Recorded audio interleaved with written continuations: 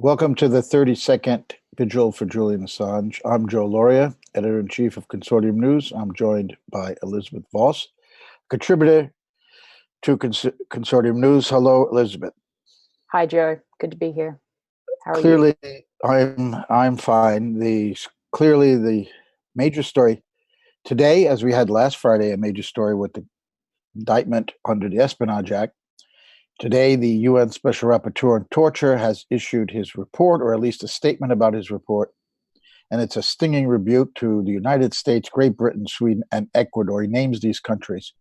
He blames them for deliberately exposing Julian Assange to years of cruel, inhuman, or degrading treatment or punishment, which he says can only be described as psychological torture. Now, Mr. Niles Meltzer visited Julian on May 9th at Belmarsh Prison. This is what he says. In 20 years of work with victims of war, violence, and political persecution, I have never seen a group of democratic states ganging up to deliberately isolate, demonize, and abuse a single individual for such a long time and with so little regard for human dignity and the rule of law. He says the collective persecution of Julian Assange must end here and now. The evidence is overwhelming and clear, he goes on. Mr. Assange has been deliberately exposed for a period of several years to progressively severe forms of cruel, inhuman, or degrading treatment or punishment, the cumulative effects of which can only be described as psychological torture. In the course of the past 9 years, Mr. Assange has been exposed to persistent, progressively severe abuse ranging from systemic judicial persecution and arbitrary confinement in the Ecuadorian embassy, to his oppressive isolation, harassment, and surveillance inside the embassy, and from deliberate collective ridicule, insults, and humiliation, to open instigation of violence and even calls for his assassination. It was obvious that Mr. Assange's health has been seriously affected by the extremely hostile and arbitrary environment he has been exposed to for many years. Most importantly, in addition to physical ailments, Mr. Assange showed all symptoms typical for prolonged exposure to psychological torture, including extreme stress, chronic anxiety, and intense psychological trauma. This report was given to those 4 countries on Monday. The Sydney Morning Herald claims to have gotten a confidential copy of it. No one else has seen that. But I'm reading from the statement that was put out by the Office of the Commissioner for Human Rights at the UN, of which the rapporteur's work. My most urgent concern, now, by the way, Elizabeth will be speaking next about Assange's health, what's happened to him, that we all know now he's been put into the prison hospital. Right. My most urgent concern, Niles Meltzer says, is that the United States, that in the United States, Mr. Assange will be exposed to a real risk of serious violations of his human rights, including his freedom of expression, his right to a fair trial, and the prohibition of torture and other cruel, inhuman, or degrading treatment or punishment. He said he was particularly alarmed by the charges under the Espionage Act. This may well result in a life sentence without parole, or possibly even the death penalty, if further charges were to be added in the future. He goes on to say, since 2010, when WikiLeaks started publishing evidence of war crimes and torture committed by U.S. forces, we have seen a sustained and concerted effort by several states towards getting Mr. Assange extradited to the United States for prosecution, raising serious concerns over the criminalization of investigative journalism in violation of both the U.S. Constitution and international human rights law. Now, the Herald, as I said, also interviewed Mr. Meltzer. He's been interviewed by the New York Times as well, by the Australian Broadcasting Corporation. And the Herald reports him saying that Assange is really something I've never seen in 20 years. I've seen atrocities in war areas that were physically more horrible, but I've never seen a single person pursued so relentlessly and with so little foundation. When I saw him, I immediately compared him to some of the graver cases in interrogation prisons in terms of his psychological reaction patterns. That's what alarmed me so much. He said his treatment was very close to intentional, purposeful infliction of coercive measures to try to break him. This is particularly disturbing. Meltzer says that Julian Assange appeared extremely agitated and preoccupied. He asked a lot of questions. This is when Meltzer saw him on May 9 with two doctors. He said he asked a lot of questions, and he would jump around. He was so preoccupied with everything, he can't even compute my answers anymore. There were episodes of this. Then he was part of the conversation as normal. Then again, he would enter into this agitated state. I have seen with other victims of psychological torture that would happen.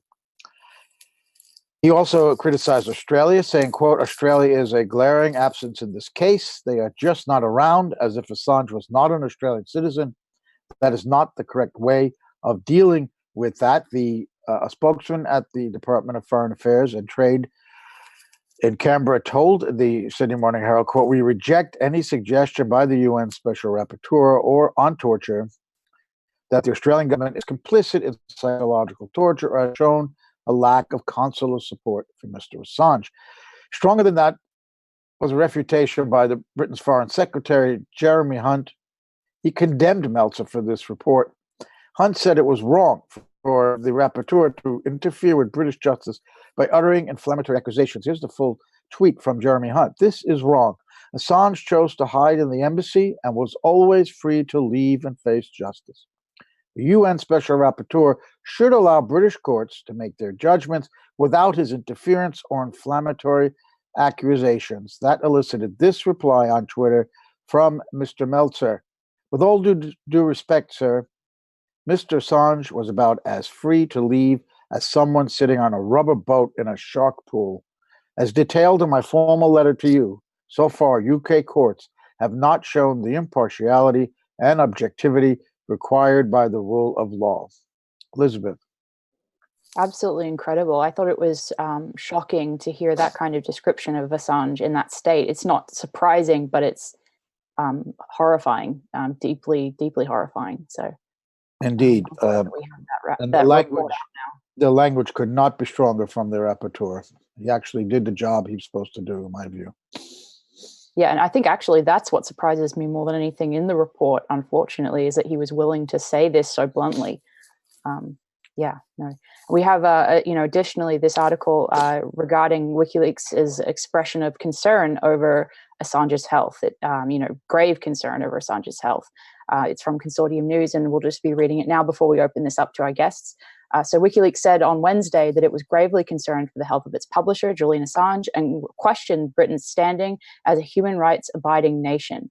WikiLeaks has condemned Britain for its treatment of Assange, expressing grave concerns for Assange, who has been transferred to the health ward of Belmarsh Prison in London. In a statement released on Twitter on Wednesday, the publication also condemned Ecuador for having created conditions incompatible with basic human rights for Assange, who had been granted asylum in its London embassy and remained there for almost 7 years. He was cut off for the last year from the internet with only minimal visits permitted. Assange is serving a 50-week sentence in the maximum security prison for skipping bail in 2012 when he was wanted for questioning by Sweden on sexual assault allegations. That year, he entered the Ecuador's embassy and remained there until British police were invited to arrest Assange on April 11th this year. He had sought asylum, fearing onward extradition from Sweden to the United States to face charges under the Espionage Act. As he predicted, the US filed an extradition request with Britain the day he was arrested, and last Thursday he was charged under the Espionage Act for possessing and disseminating classified information. Britain had twice ignored rulings by the United Nations Working Group on Arbitrary Detention that the UK should let Assange free and pay him compensation. The UK's refusal to abide by UN rulings and its subsequent treatment of Mr Assange since his arrest presents serious questions about the UK's standing as a human rights abiding nation, WikiLeaks said in its statement. Assange has been kept in isolation for 23 hours a day at Belmarsh and has been allowed only a handful of visits from his lawyers. The UN Special Rapporteur for Torture visited him with a doctor who examined Assange earlier this month. The rapporteur's report has not yet been released. But during the 7 weeks in Belmarsh prison, his health has continued to deteriorate and he has dramatically lost weight, WikiLeaks said. News that Assange's health had declined to the point that he would be transferred to the prison hospital was first reported by the Swedish daily Uppsala Nya Tidning, in which quoted Assange's Swedish lawyer, Per Samuelsson, saying that his client was so ill that a normal conversation with him was not possible. Samuelsson had requested, therefore, that Swedish authorities postpone a June 3rd hearing on a renewed Swedish extradition request to the UK onto the sexual assault allegations, a request that was denied. We strongly condemn the refusal by the Swedish court to postpone a hearing on the 3rd of June on the basis of Mr Assange's health condition, WikiLeaks said. Here is the full statement from WikiLeaks, which I'll read now. WikiLeaks stated, quote, WikiLeaks has grave concerns about the state of health of our publisher, Julian Assange, who has been moved to the health ward of Belmarsh prison. Mr. Assange's health had already significantly deteriorated after 7 years inside the Ecuadorian embassy under conditions that were incompatible with basic human rights. The United Nations twice found him to have been arbitrarily detained and called on the UK to honor his commitments under the international law and free him. The UK's refusal to abide by UN rulings and its subsequent treatment of Mr. Assange since his arrest presents serious questions about the UK standing as a human rights abiding nation. In his last year in the embassy, as the US finalized its extradition plans, Julian Assange was, at the behest of US authorities, totally isolated and gagged, a situation designed to make his life as hard as possible. During the 7 weeks in Belmarsh, his health had continued to deteriorate and he has dramatically lost weight. The decision of prison authorities to move him to the health ward speaks for itself. We strongly condemn the refusal by the Swedish court to postpone a hearing on the 3rd of June on the basis of Mr. Assange's health condition. Defense lawyer for Assange, Per Samuelsson, said that Julian Assange's health state last Friday was such that it was not possible to conduct a normal conversation with him. Tomorrow, May 30th, there is a formal hearing in Westminster Court on the extradition request by the Trump administration. The initial US warrant has been expanded to include a life sentence or potential death penalty under the Espionage Act, announced last week in the superseding indictment, which disclosed 17 additional charges, bringing the potential sentence to 175 years in prison. The indictments have been widely condemned by free press organizations as the most serious attack against publishing activities in journalism. In modern times, the Trump administration, in essence, criminalizes the very act of journalism, and the indictment utilizes the archaic Espionage Act of 1917 to indict a publisher for the first time in history in an unprecedented escalation of the Trump administration's war on the free press. Kristen Hafrenson, WikiLeaks editor-in-chief, said, quote, Julian's case is of major historic significance. It will be remembered as the worst attack on press freedom in our lifetime. The people need to voice their condemnation. It is their politicians, their courts, their police, and their prisons that are being used in order to leave this black stain, abused in order to leave this black stain on history. Please act now to avert this shame. And that is the end of the statement. Joe, what are your thoughts on that?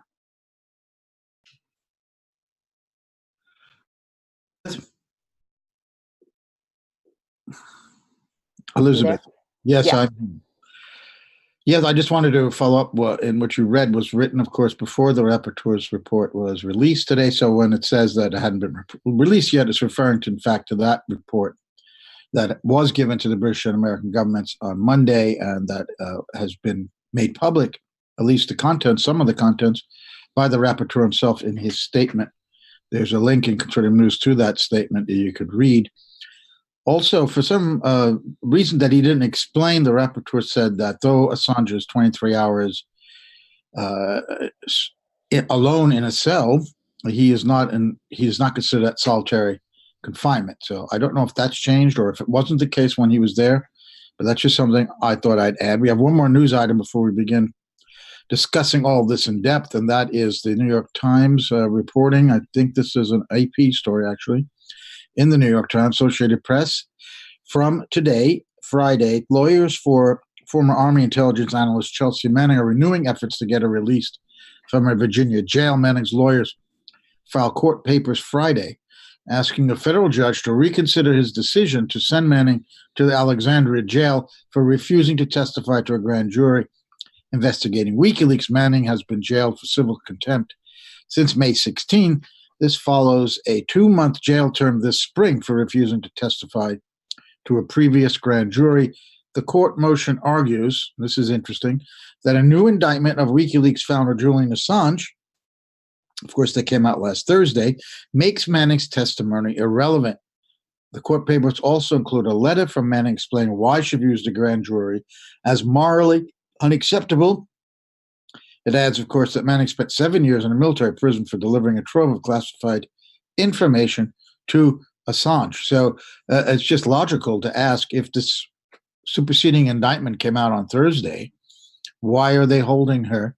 What do they need from Chelsea Manning? Is there going to be a superseding indictment to supersede the superseding indictment? I mean, what else could they add? The only charges they seem to have left were to cook up, to use this archaic law of the Espionage Act, particularly Section E, which says anybody in the world who possesses American and classified intelligence that is not authorized to do so, and also who disseminates that information, is liable to be prosecuted under this act. And that would include any person in the whole world who has retweeted, who has posted on Facebook, or has sent an email with an attachment from a document WikiLeaks has released that the U.S. government still considers classified. So it's under that law that Assange was indicted, and that caused this outcry from members of the mainstream media in the U.S. and elsewhere, not caring at all about Julian Assange as a person. They still took all these pot shots at him, but they're looking out for their own interests, because they realize that if the indictment goes through, in other words, if he's prosecuted and he's actually tried in some fashion and is jailed, that they could be next, because they've done the same thing. Many of these newspapers, like the New York Times and the Guardian, Der Spiegel, etc., actually partnered with WikiLeaks on these stories and published the exact same classified information. So they, Elizabeth, this is my view, that the public opinion is turning even more in favor, or let's say against, the Trump administration, and now the British government as well, and the Swedes and Ecuador. When you combine that Espionage Act indictment and the reaction that engendered with this rapporteur's report, I'm finding it very hard to believe that he could be extradited from the UK, or that he wouldn't win an appeal at the European Court of Human Rights. First of all, his health. Usually, right, the health of a prisoner is paramount to understand, to whether or not he's able to be extradited or not. And would he be able to get a fair trial if in the condition that he's in? Number two, do they want to send a journalist to a country that's going to prosecute him for practicing investigative journalism, which is what he did, because that's what the indictment, if you read it carefully, explains, that he encouraged his source to get him information, and he tried to hide his identity. That is what every journalist does. And now we have this torture report. If he's been treated like this so far in the embassy and now in the prison, will they want the European Court of Human Rights? Would they want to allow him to go to the United States, where, the U.S. has openly committed and practiced torture since 9/11? We have a president who has said during the campaign that he wants to do worse than waterboarding, that he likes torture. I mean, this is something hard to fathom, particularly since it's against U.S. law and international law to torture someone. So the rapporteur on torture did, in my view, his job, and he showed a lot of guts, especially at the end there, what I read when he stood up to Jeremy Hunt, Foreign Secretary of Great Britain, of the United Kingdom of Great Britain and Northern Ireland. So he's telling them, stick it. This is my job. I don't care how powerful you're military, your ally, United States. I'm there to assess whether this man was tortured or not, and this is my assessment. He was psychologically tortured, and his physical health has declined rapidly. And he was. What I really find, Elizabeth, really incredibly stunning is the way he accuses these states of ganging up on an individual. I mean, that is very, very strong language that I've never seen a group of democratic states. I think that was a little twist there. Put the knife in and twist it. These are so-called democratic states ganging up on to deliberately isolate, demonize, and abuse a single individual for such a long time. And later he says, without foundation. I think it was brilliantly written, and I agree. I think that was shocking in a positive sense, that he was willing to go that far. and describe not just the medical sense in which Assange has suffered and is suffering under these conditions, but also discussed the death threats, the baseless smears, and the basic attacks on Assange over these years from the press, while he's been not only, confined arbitrarily, but also for that last year, gagged and unable to defend himself in any way. So I thought it was fantastic that that he was able to describe that, as well as the strictly medical suffering that Assange has gone through. And we do have George Smuley and Sam Husseini with us, and I'd like to bring them in to discuss this news. Welcome, George, and thank you for joining us, and same to you, Sam.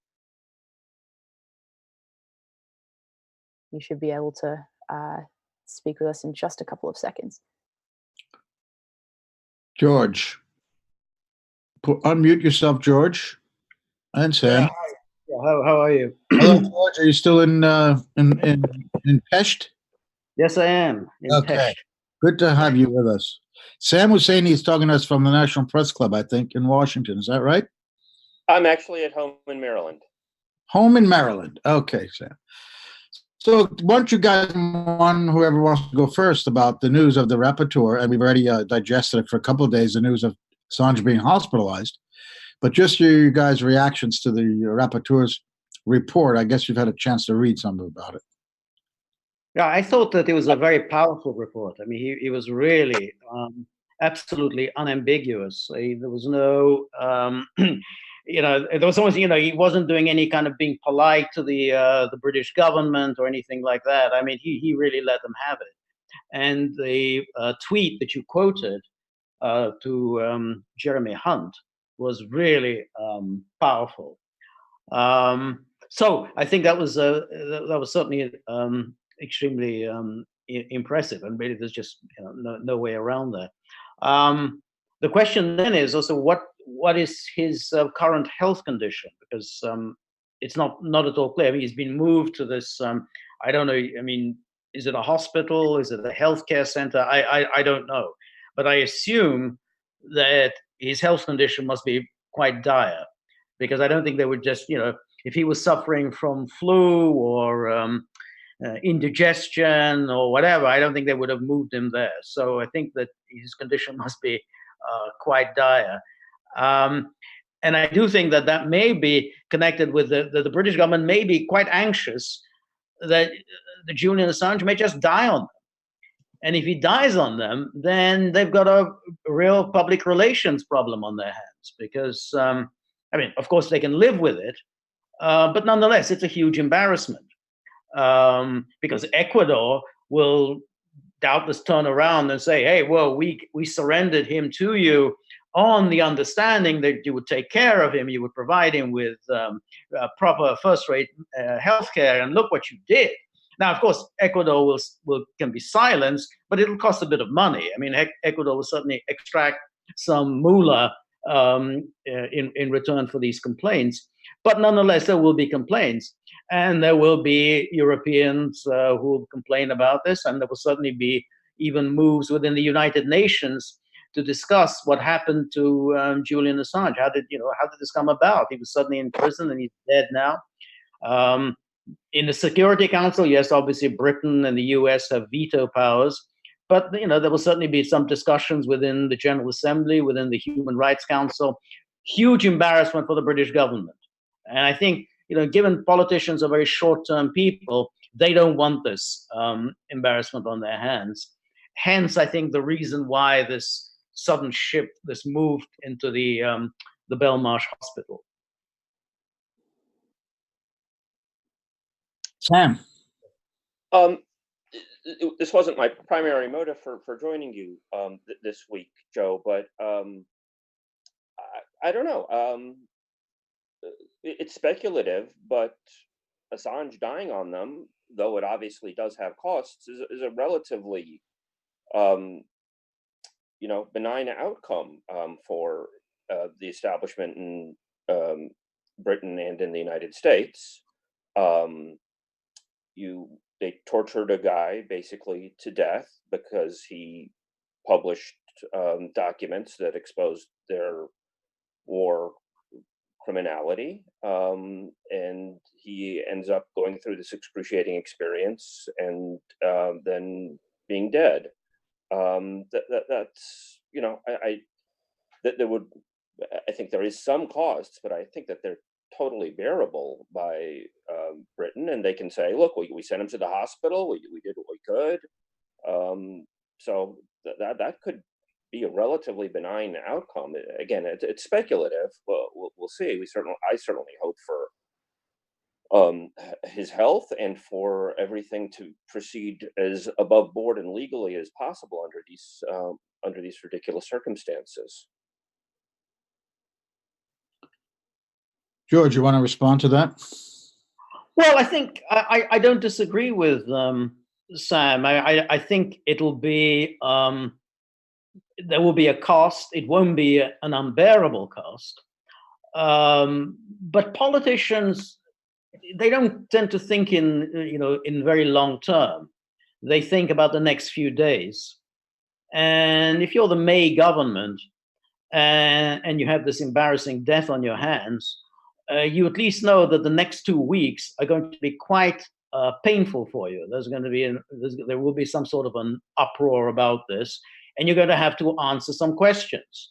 Yeah, they will survive. I mean, it's not, the government won't fall on that, but it will be an embarrassment for them. But in terms of the relatively benign outcome, I mean, that's a possibility. I mean, would his death solve a lot of problems for the British government and the US government? Would this be at least, well, okay, well, that's it. I mean, that issue is now over.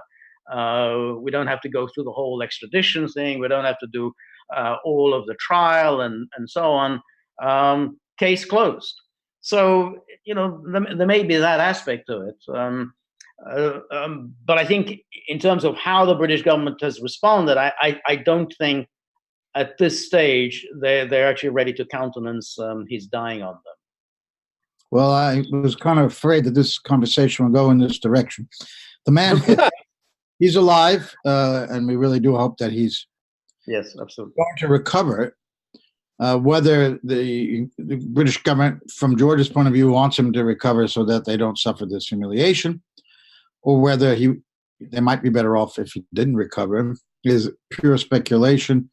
We can assume that he's been interrogated for the last 30 days, at least to some extent, because they got their hands on him. I don't think they're going to wait for him to be convicted and then, bring him to the States. The British government have to, of course, approve American interrogators to get in there. I have no evidence that happened, but that would not surprise me. And let's again hope that he's going to make it. Sam, you had another point you wanted to make. Please bring that forward at this point. Sure. Again, somewhat speculative, but the whole arch of how things have gone compels me to wonder if Barr is saying that there's no obstruction of justice. Barr being the American Attorney General. That's correct, vis-a-vis the Mueller report and so on. There's been this interesting interplay between what's gone on with Russiagate and how it's related to WikiLeaks, and how it has played out in terms of U.S. foreign policy. My hypothesis, and I say this somewhat reluctantly, but I think we need to discuss these things, is that Russiagate has been used as a bludgeon in different ways in order to push the Trump administration to ensure that it maintains as militaristic a foreign policy as possible, that it does not succumb to America First or other non-interventionist thinking. We've had the Trump administration basically, people brought on who are past associates of each other and who are diehard pro interventionist policies. Abrams, Barr, and they're significantly connected. Barr was Attorney General under Bush, and he pardoned Abrams. He facilitated the Bush pardon of Abrams because of the Iran-Contra scandal in 1992. I think that's a very compelling fact. And you also have other Bushites who have been brought into the Trump administration, Bolton, and so on, driving out of people who might have been, idiosyncratic, but not necessarily part of the standard U.S. Foreign policy establishment, most obviously Tillerson. And so you have the Republican establishment standing behind Trump, most obviously in the person of Barr, but also the Senate and so on. I really doubt that Barr would see things the same way if Trump were adopting a non-interventionist U.S. foreign policy. So this week, what did we see? We saw Mueller making his first public statements. He had 9 minutes. What did he do with those 9 minutes? He attacked WikiLeaks just days after Assange was indicted using the Espionage Act, an unprecedented act by the US government, a major assault on the First Amendment. And Mueller does this under the guise of being a straight-laced law and order man who's going to uphold the Constitution and who is telling Congress effectively impeach Trump for obstruction of justice relating to the non-proven and non-provable, probably, Russiagate conspiracy. And what do we see before that? We saw Trump backtracking from a militaristic posture regarding Bolton on both Korea and Iran. Now, I don't know that there's a connection there directly over the last week and a half, but I think that there is a significant connection that warrants examining between, at one level, how there's an obvious assault on not journalism in general, but journalism that will expose US foreign policy, right?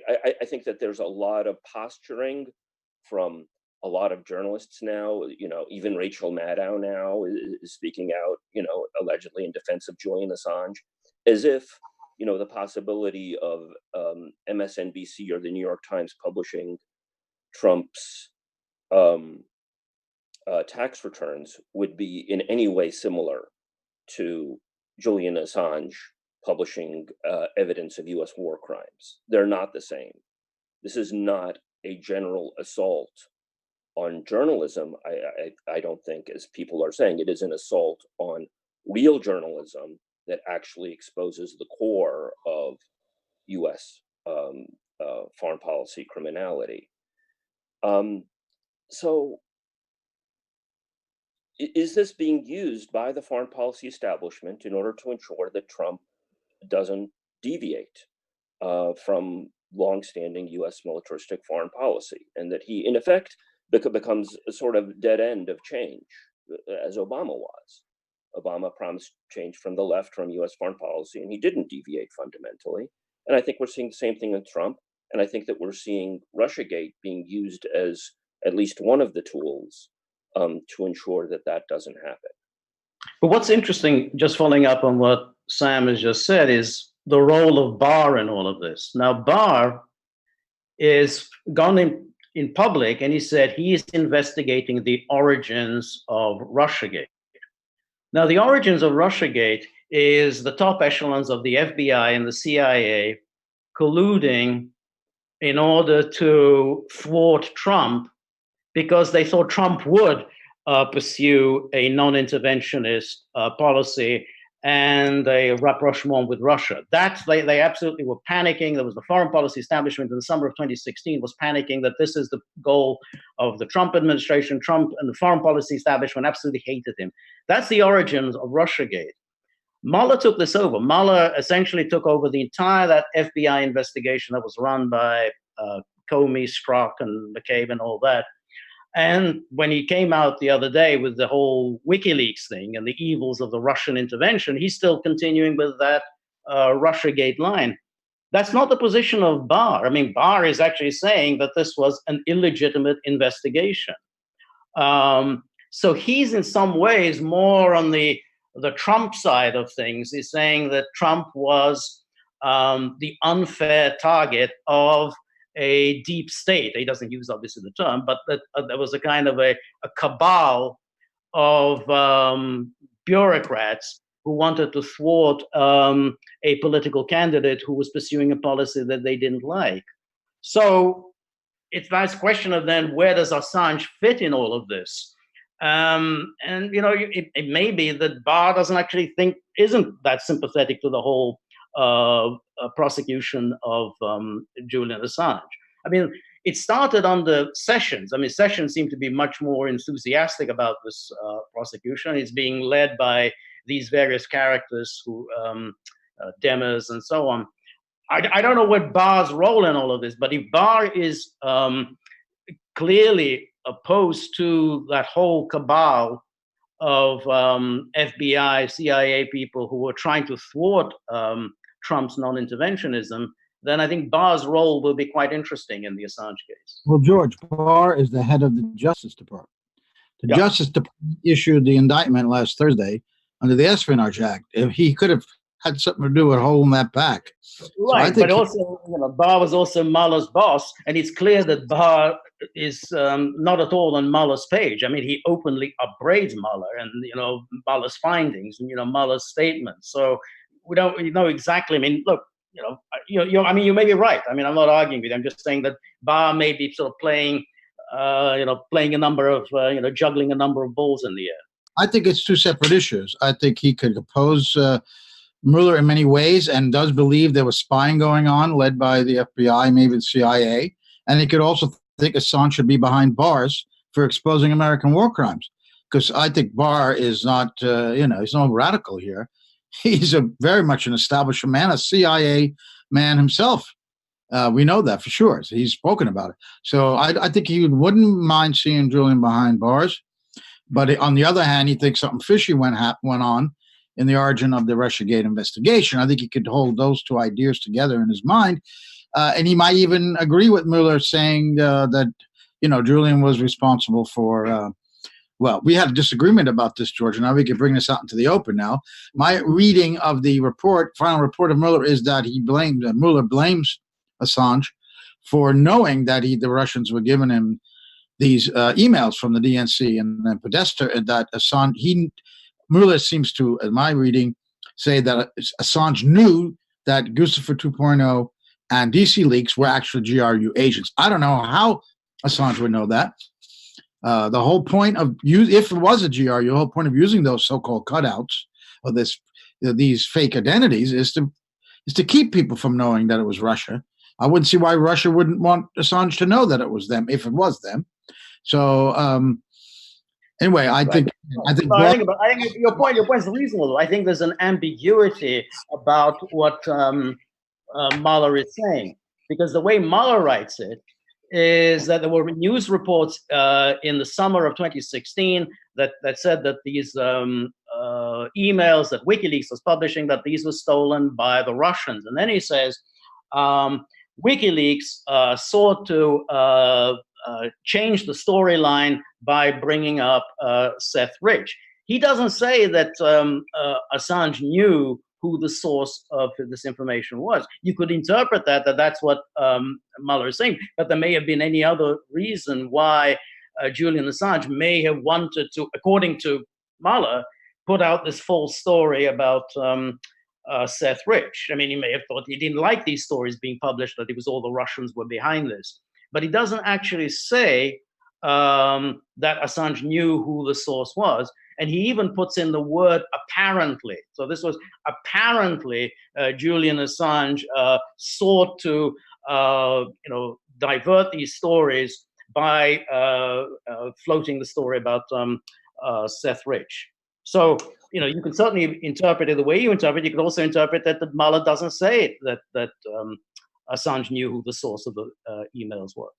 What I think we need to bear in mind is that I don't think that their positions are static. That is, in the report, he had the word apparently. When he made his remarks this week, that disappeared. And part of what I'm asking is,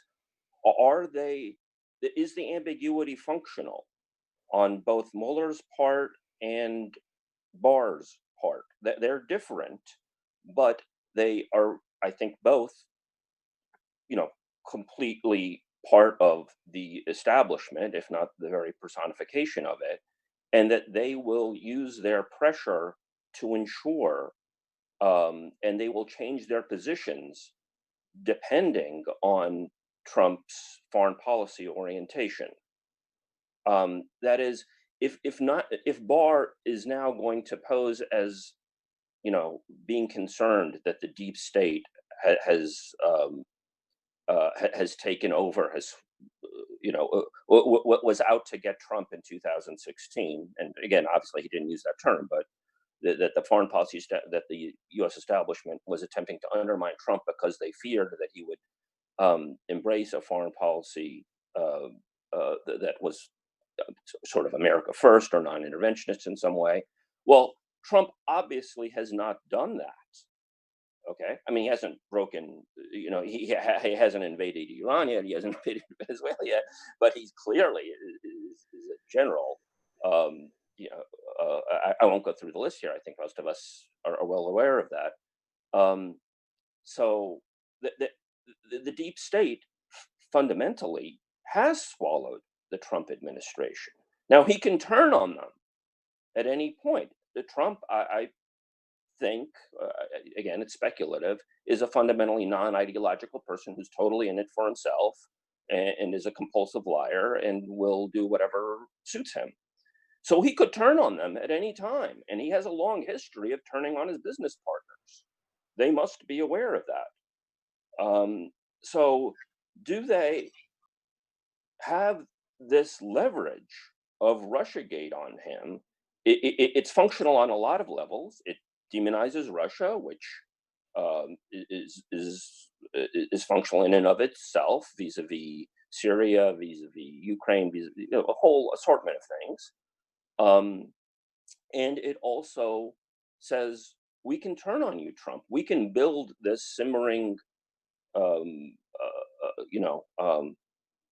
scandal into a full-blown impeachment if you get out of line. Lindsey Graham is towing Trump's line now. Do any of us think that Lindsey Graham would be doing this if Trump were not embracing a fundamentally interventionist foreign policy? I think not. Lindsey Graham is not acting on principle. Barr is not acting to uphold the law. Mueller is not acting to uphold the law. Sam, they've lost some leverage with the fact there was no collusion found in that report, as much as Mueller was looking for it. They've lost that. And they're now holding over his head the idea that he may have tried to obstruct an investigation of something which was no crime. There was no underlying crime, to use Barr's words. So he was trying, and Barr believes, and it seems that way to me, that Trump just wanted this witch hunt, as he calls it, to end. But ask what you think, Sam, Trump's views are about Assange. Does he care? Of course, he said he loved WikiLeaks during the campaign, and now he doesn't know anything about it anymore. How do you think he feels about this? His Justice Department indicted him under the Espionage Act. He has to take responsibility for that.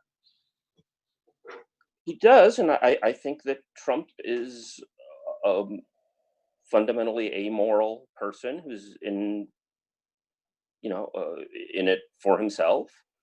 I don't think he's particularly ideological, at least relative to other people in the United States political establishment.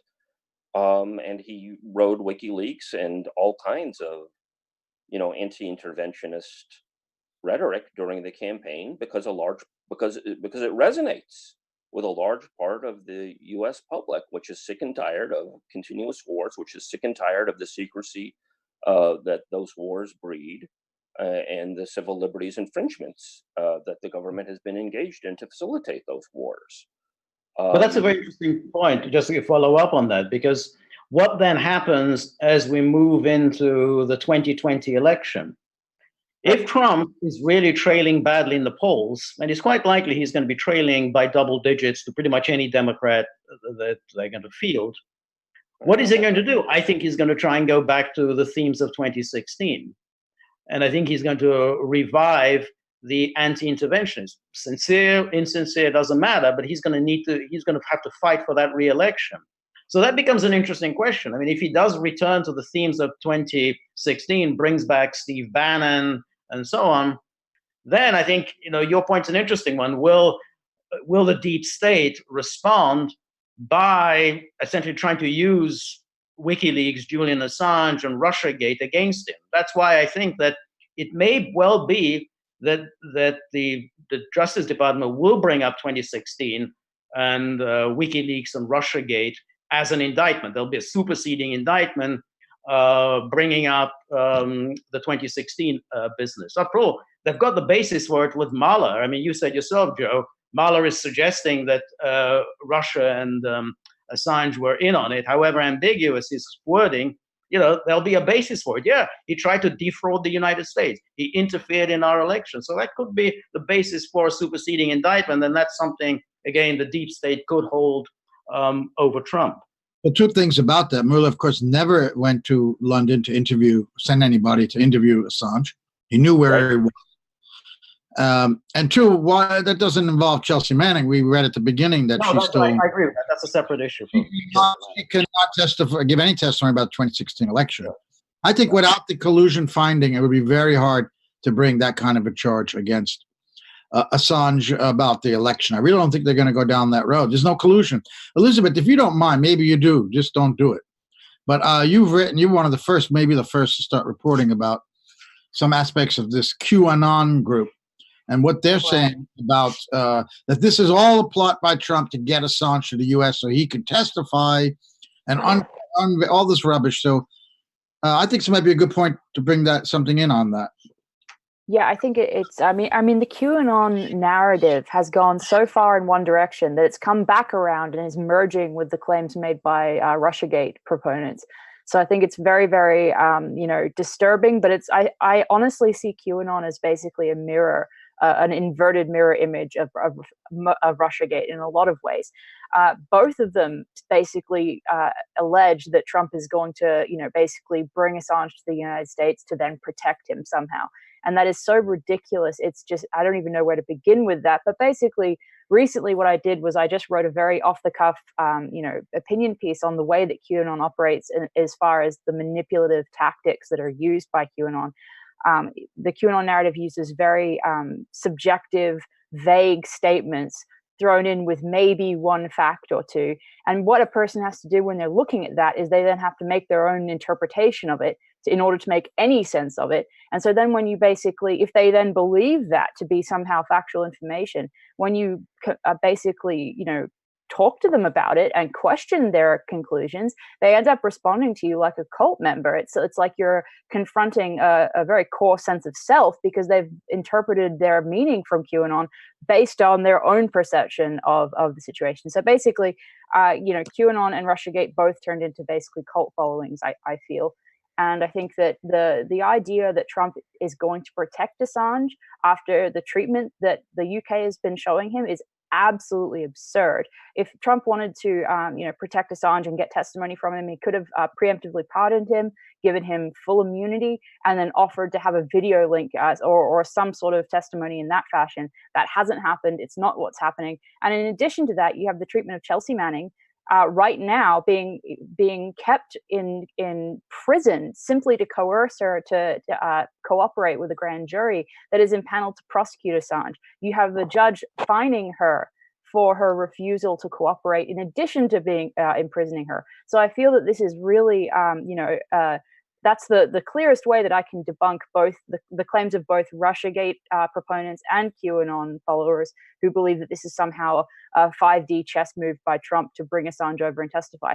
And just to debunk their claims a little bit further, you also have them say, oh, well, we need Assange to come to the US so that he can testify, and that and they believe that it's going to be some sort of typical trial situation. And we've had John Kiriakou come onto this Vigil so many times and talk about his experience in the way that is absolutely ridiculous. That's not the way it would happen. It would be completely closed. You know, national security would be invoked. Assange's own lawyers would not be able to access the material used against him. It would not be a fair, open, public trial process. So there are many, many ways you can factually counter QAnon claims. But basically, when you do that, what I've noticed is when you engage with these people who follow that, they end up just going in a loop of logical fallacies. They reinforce their own confirmation bias, and it's pretty much useless. So I doubt that if there are any QAnon followers listening, that they'll really take much interest in what we have to say about it. But you know, that's the situation as I see it. You mean Unify is not in league with the QAnon? That's not at all. Not at all. Yeah, you mentioned Kiriakou. We're hoping that John's going to join us. He told me he would. I taped his program this morning with Brian Becker, and that's probably being broadcast right now while we're doing this. And I asked John about when he was in prison, what kind of doctors are there in prison? Because I'm curious whether doctors follow the Hippocratic Oath in the prison. They may want to. I wonder if the authorities in the prison, warden or whatever, couldn't tell the doctor, don't treat this prisoner the same way you would someone on the outside. And what he told me was shocking. He said that the doctors in prisons are absolutely among the worst in society, that these are doctors who can't really get work anywhere else. And he cited one doctor who had been fired from the Cleveland Clinic because he was a pediatrician and too many of his children were dying. So he wound up getting a job in the prison where John was imprisoned. Wow.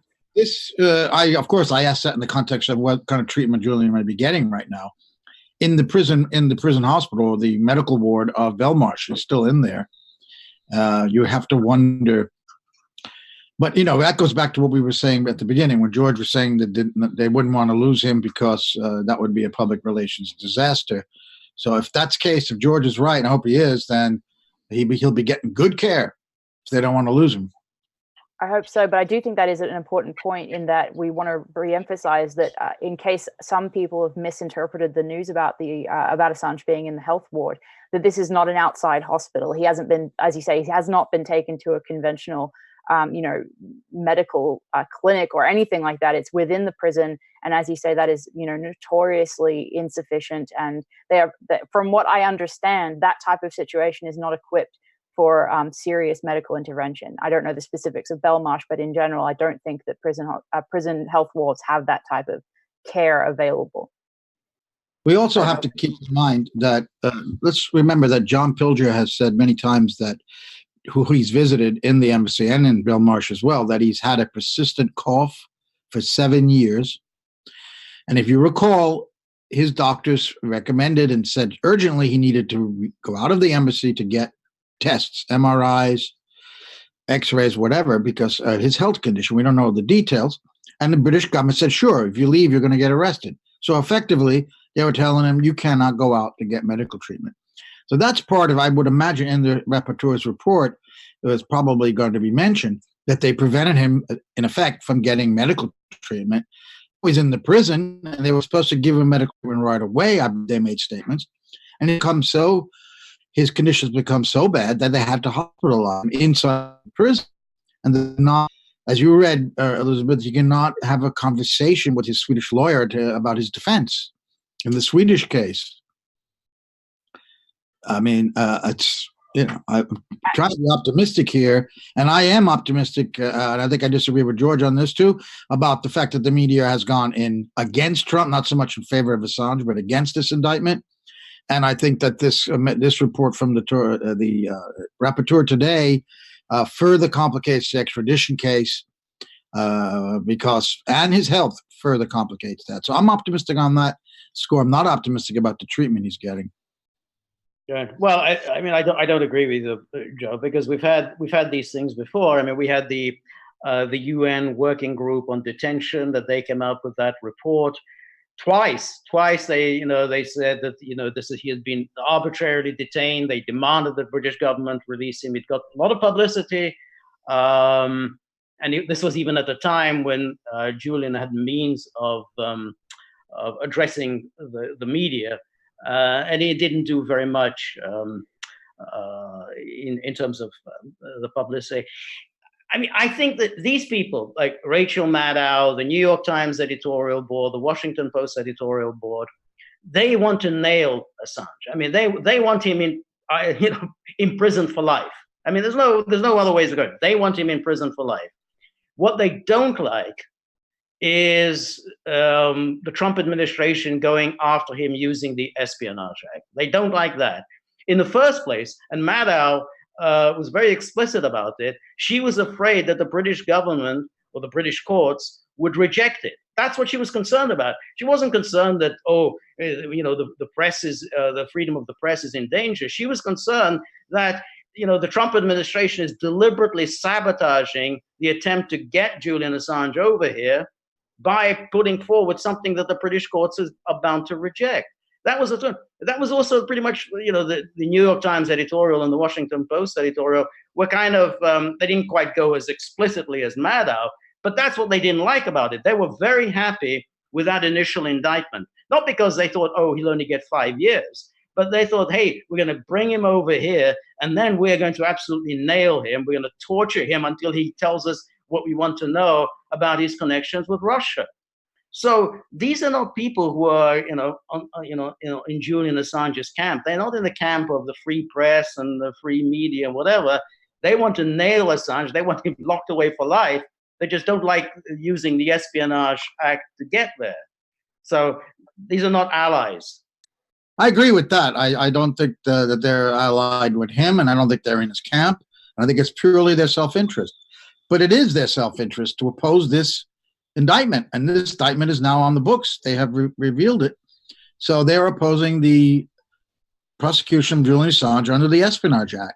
That's significant, and that helps create public opinion against this very controversial indictment, and which, by the way, holds lots of pages in there, or a lot of paragraphs are about the fact that Julian reveal the names of informants and put them in danger. And that, therefore, according to John Demers at the Department of Justice, makes him not a journalist.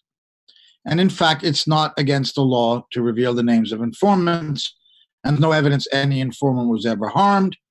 So that's just also a PR move by the DOJ in their indictment, in my opinion, to drum up support for this indictment, which is controversial. And I don't think that went. I agree. But that actually worked, because the New York Times and the Washington Post and Marsha Gessen and any number of other journalists said exactly that. They repeated that very point that Demers said. He is not a real journalist. They actually said that. He's not a real journalist because he disclosed the names of sources. That he's not like us. He's not, he doesn't respect his sources. He exposed them. So they echoed this very point. So, these aren't people who are going to go over to the barricades to defend Julian. Is he unlike journalists like David Lee and Luke Harding, who actually are the ones who revealed? I agree with you. I mean, I don't disagree with you. I absolutely agree with you. That password led to an encrypted file with the names in them that only intelligence agencies would be able to decrypt and then find out who these people are without those people knowing, and then they'd be in trouble. And that forced WikiLeaks to then name these people in a report, which they did not intend to do. They had to rush it out with the names in there with the hopes that the people would see it and then run to safety before they can be gotten. But they weren't gotten anyway. That's clearly the point. But you're right, they did bring that out. But I still think that the fact that this criminalizes journalism and that things they do is what put them not necessarily in Assange's camp or for Assange, but against what Trump administration is doing here, what the DOJ is doing. And that is significant because people like Maddow and all that, they have enormous sway. And this is a political prosecution, which, by the way, is another reason why Britain may not be able to extradite him, because the treaties excludes anybody sent for political reasons to the United States. On top of that, there's his health, and now there's the fact that he has been psychologically tortured. This is going to, I hope, bring enormous public pressure on the UK authorities and the Swedish. It's interesting that Niles Meltzer also mentioned Sweden as one of the 4 countries that he blasted in this report, that they will not extradite him. That's our best hope here, that he could serve his 50 weeks and get out, hopefully, with his health restored. Now that's, you're smiling, George. Because I think it's just totally unrealistic.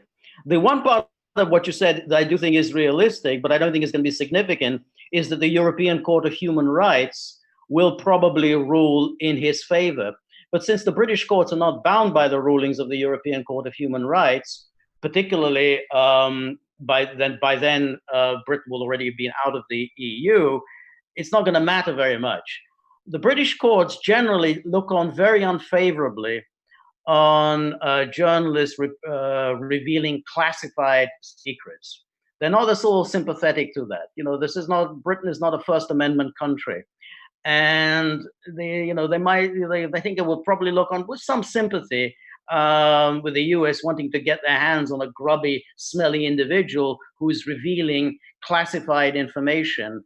I don't think they're going to be rushing out and saying, my God, this is a political matter. They're going to look at it and say, yeah, we don't like these people who go around revealing classified secrets. Well, God forbid that, Unity 4J have some dissenting opinions and not have, one narrative, as we're sometimes accused of sort of putting forward. But Sam, I don't know, where do you fall on this kind of minor conflict between Joe and George's outlook on what's coming in the future? I'd like to address that, but I'd like to clarify a couple of things that were said. George, did I hear you say that Assange was accused of not being a real journalist because he revealed his sources? He never revealed his sources. He revealed, secrets that, allegedly. No, he revealed sources. They said that, real journalists would keep sources anonymous. He didn't do that. What source did the sources that were mentioned in the documents? The sources mentioned in the documents. The sources that the U.S. government uses. Not his sources, but the sources the U.S. government uses. Yeah, that's right. In other words, he didn't black out those names. Yeah. So by that you mean like possible informants of the U.S. government. That's what the New York Times editorials said, exactly that. The Washington Post editorial, Masha Gessen said all that. Yeah. Okay, I think people might understand you to say that he revealed his sources. That is, no, not his sources. No, U.S. government sources that disclosed information to WikiLeaks. I want to clarify that.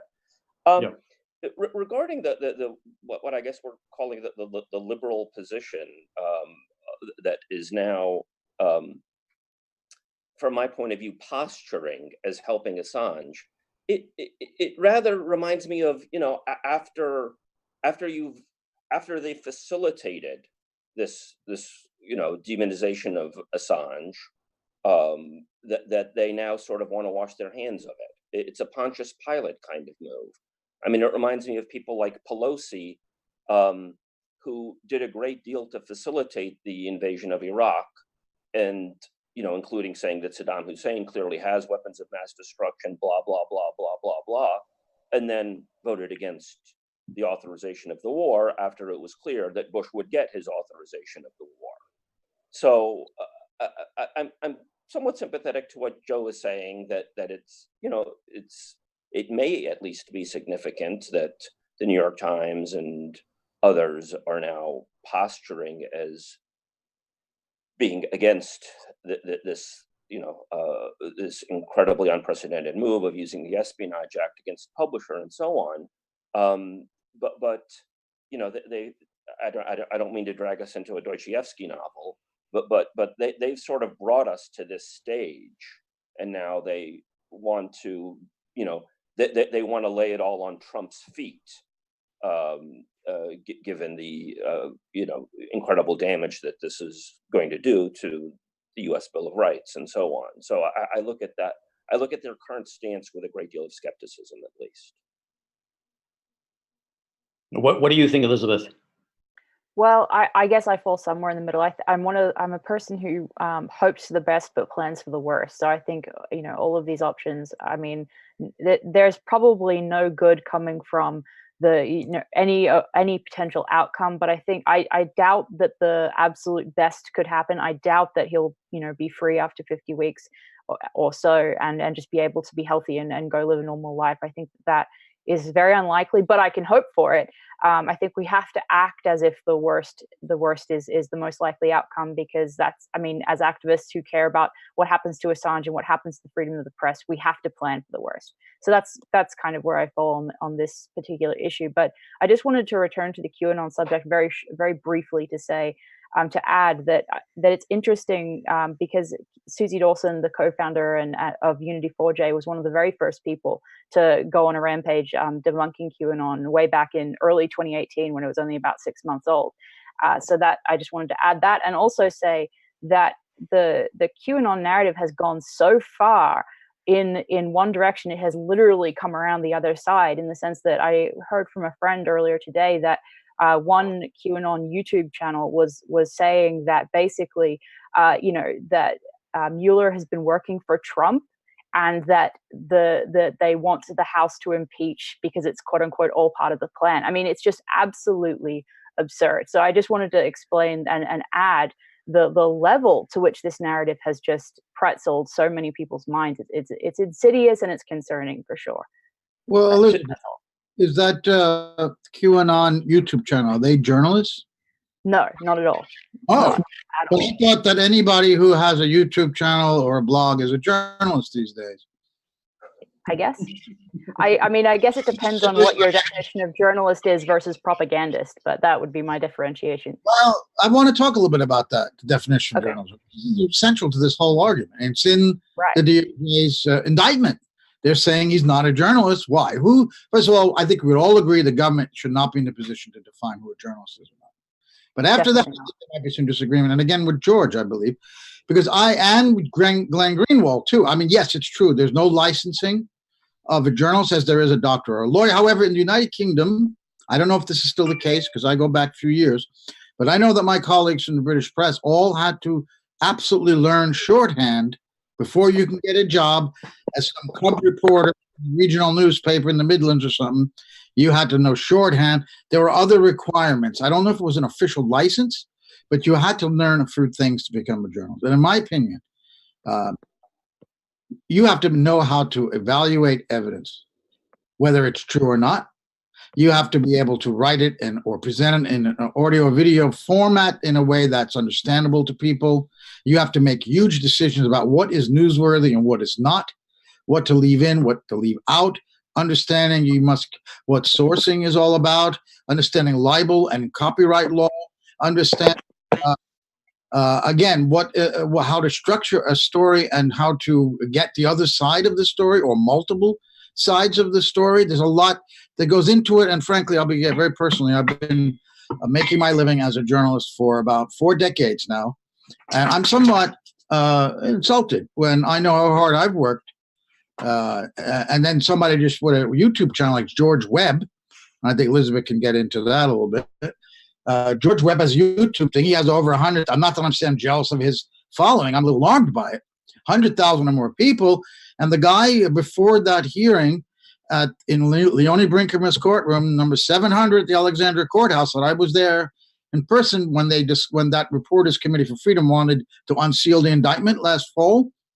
He had said on YouTube that Assange was going to be in that courtroom, that he's not in the Ecuadorian embassy. The Americans had already kidnapped him out of there, and he was going to show up. And of course, after that hearing, guess who I see sitting in this restaurant across the street from the courthouse? But George Webb, with about 4 or 5 acolytes around him. And I was almost about to go up to say, "Hey, George, did you see Julian in there? Did you see him in there?" No. So, I mean, this guy is so full of it, but he has such a big following. And of course, he thinks he's a journalist, and a lot of people, like 100,000, think that he is too. So I think it's dangerous to go down that road. And anybody with a microphone or a computer terminal is automatically a journalist. You have to know what information you're giving out. You have a responsibility to ensure that what you're saying is accurate and that you could back it up with evidence. And that takes some experience. No, it's not rocket science. But if I said tomorrow I'm a rocket scientist, I think rocket scientists would be very upset. So the way I am when everybody and their uncle is saying, oh, I'm a journalist too. Okay, I've said my piece. Go ahead, George. Well, yeah, I mean, I think that it isn't the same as rocket science. I mean, rocket science, usually you kind of have to have a couple of degrees, probably a PhD as well into the bargain, before you can call yourself a rocket scientist. I just don't think that about journalists. Now, what you said is right. I mean, there was a time in Britain when the journalist profession was controlled by the National Union of Journalists, and you could not get a job on a national newspaper, what used to be called the Fleet Street newspaper, before you had done 3 years in the provinces and you had learned all the things that you had just said. Learned shorthand, learned how to write stories about flower shows and lost kitten and all that. You had to learn all that. Then you got a job on a national newspaper. But that kind of ended in the mid-1980s when Rupert Murdoch basically destroyed the power of the trade unions of journalists. And pretty much anybody could get a job on a national newspaper, provided you had the connections. I mean, the union just was no longer in a position to control who got hired. And then, of course, with the whole revolution in technology, with the internet and so on, I would think that, there's no point in holding on to that, romantic idea of what a journalist meant circa 1965. I mean, that was, probably then at that time, you could say that's what a journalist is. He's somebody who knows how to put together a story. He knows how to get the sources. He knows how to get both sides of a story. He knows how to put it together, and bring it in at under 600 words or whatever. That required skill, no question. But that world is gone. And I think we have to live with the situation that, journalists now, people who write blogs, people who tweet, people who have YouTube channels, they are all journalists. And, and I think that's the reality today. I feel like... Go ahead.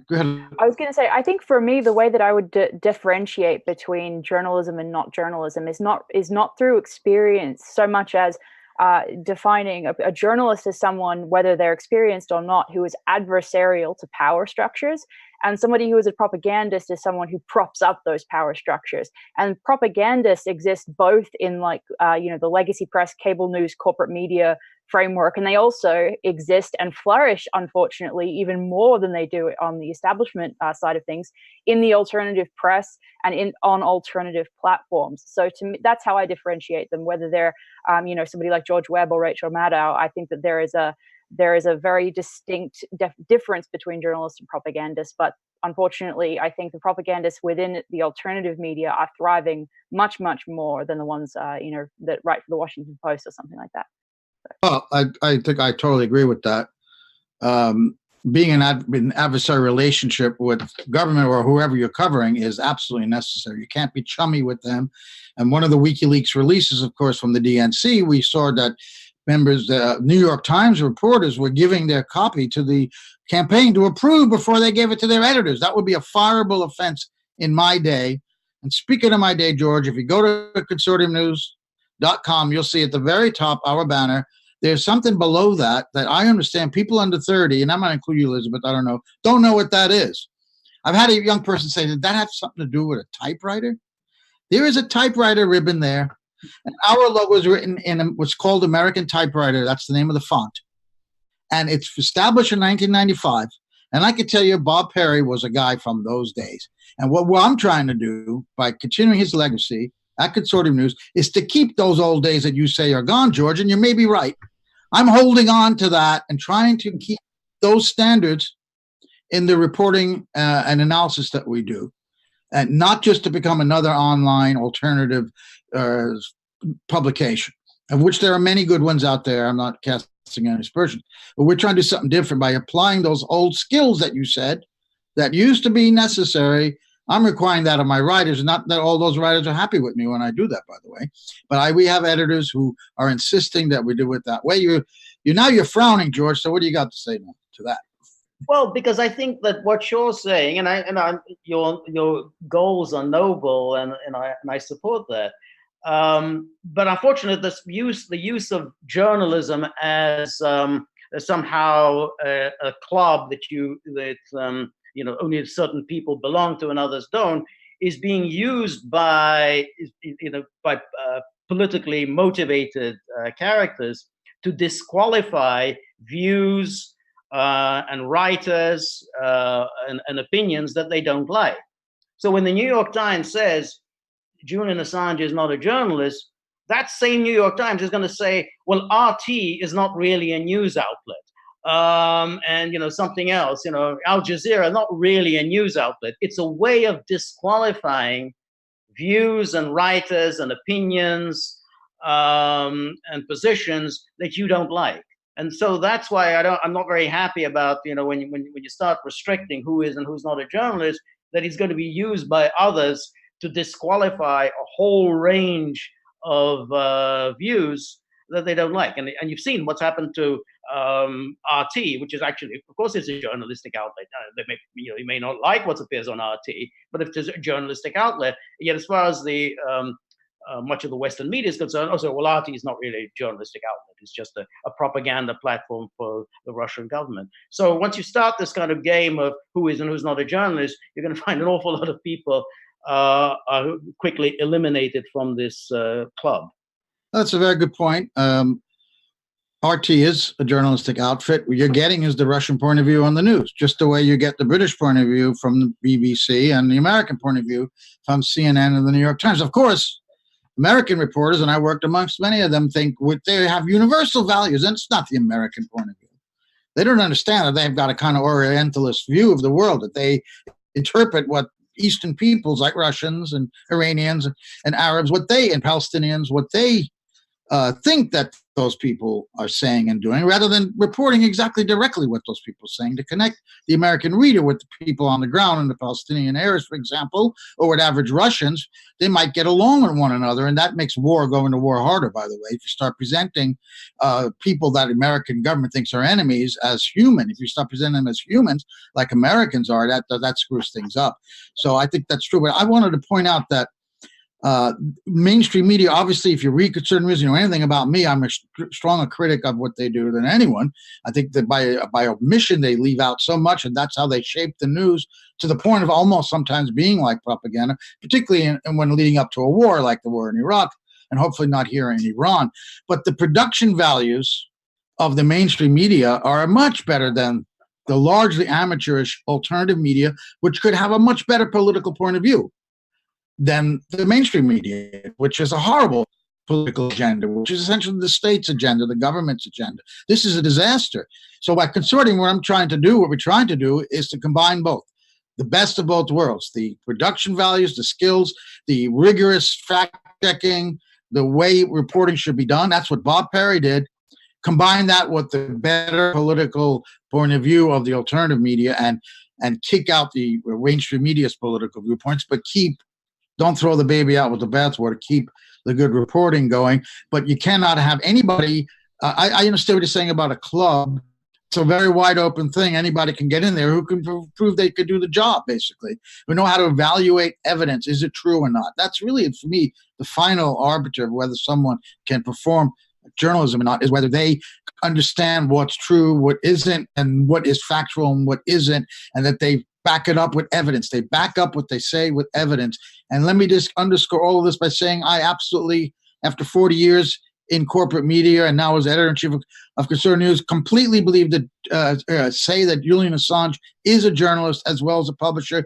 You'll just look at what the indictment says. They're describing him doing journalism. That's the best definition you could have. He's encouraging his sources to give information. He's trying to protect their identity. Bob Perry, the founder of Conservative News, wrote in 2010, November, a month after we learned the Obama administration began their investigation to Assange that led to this indictment ultimately on Thursday, said that he encouraged his sources to break the law if necessary, to give him classified information that would expose a much larger crime. There's no better definition of what WikiLeaks has done. Yes, and he encouraged Assange, Manning to give more, although Manning has testified that was her decision alone to do this, and she went first to the New York Times and the Post, and they turned it down. But to, as Bob says, you should encourage your sources to give you more, even break the law, to expose a bigger crime being war crime in Iraq, for example.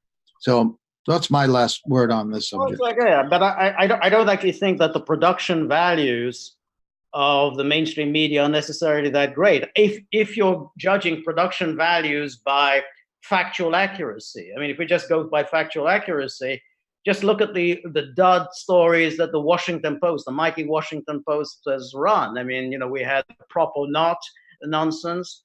We had the Vermont grid, that the Russians had broken into the national grid via Vermont utility. We had nonsense about the emails. The Michael Cohen was having discussions with Dmitry Peskov about building a Trump Tower in Moscow. You can go on, and we can talk about CNN and all of their dud stories, ABC News. So these institutions were really in no position to start turning their nose up at WikiLeaks. And it's not that long ago when we had the New Republic, another one that's sort of journalism that was just basically were taken in for a couple of years by the character Stephen Glass. I mean, this went on for about 2 years. They were taking it by such a transparent fraud. So, I just don't think the mainstream media are in any position to start saying, well, I think he's not really one of us because we do all this rigorous fact checking. And well, where was this fact checking? I mean, when they reported that, we know that Donald Trump had told Michael Cohen to lie to Congress. They ran with that story before the first kind of fact checking. So what I'm just saying is that I don't think these production values of the mainstream media are necessarily that impressive. You have to aspire towards that. So I agree with that. There was Jason Blair at the New York Times who got fired for making up sources and making up names. But that's why we have a typewriter ribbon on there, because we're hearkening back to a day when I think the values were better, never perfect. The media, I don't want to idealize that era of the 1970s, but the president was brought. Cy Hirsch did a story that helped bring about and Sam knows a lot about this, the Church Committee report that uncovered so many crimes by the intelligence agencies. There was a more vibrant media that was critical in those days. I don't think there's any doubt about that. We've lost that. And you're right, the production values, as I call them, are absolutely horrendous right now at the New York Times. All those mistakes that you just cited were good examples during the whole Russiagate fiasco, that they reported completely erroneous things because they were so driven to try to prove this story, they didn't check out simple facts, like was that Vermont grid really shut down by the Russians or not? I mean, that is horrendous. These people should be fired, all of them. These are rookie mistakes that were being made at high levels because they were overcome by a political agenda. That's not what you're supposed to have in the media. A distinct political agenda, except to stand up for democratic values and against corruption and war crime. That's the kind of agenda you're supposed to have, no matter which party's doing it, because they both do it, as we know. Right. No, I agree. think that really is one of the reasons that consortium news is unique, though, is the combination of the adversarial status to attitude to power, but also the fact that you do have that experience and long track record of amazing investigative reporting. And I'm not saying that just as a plug.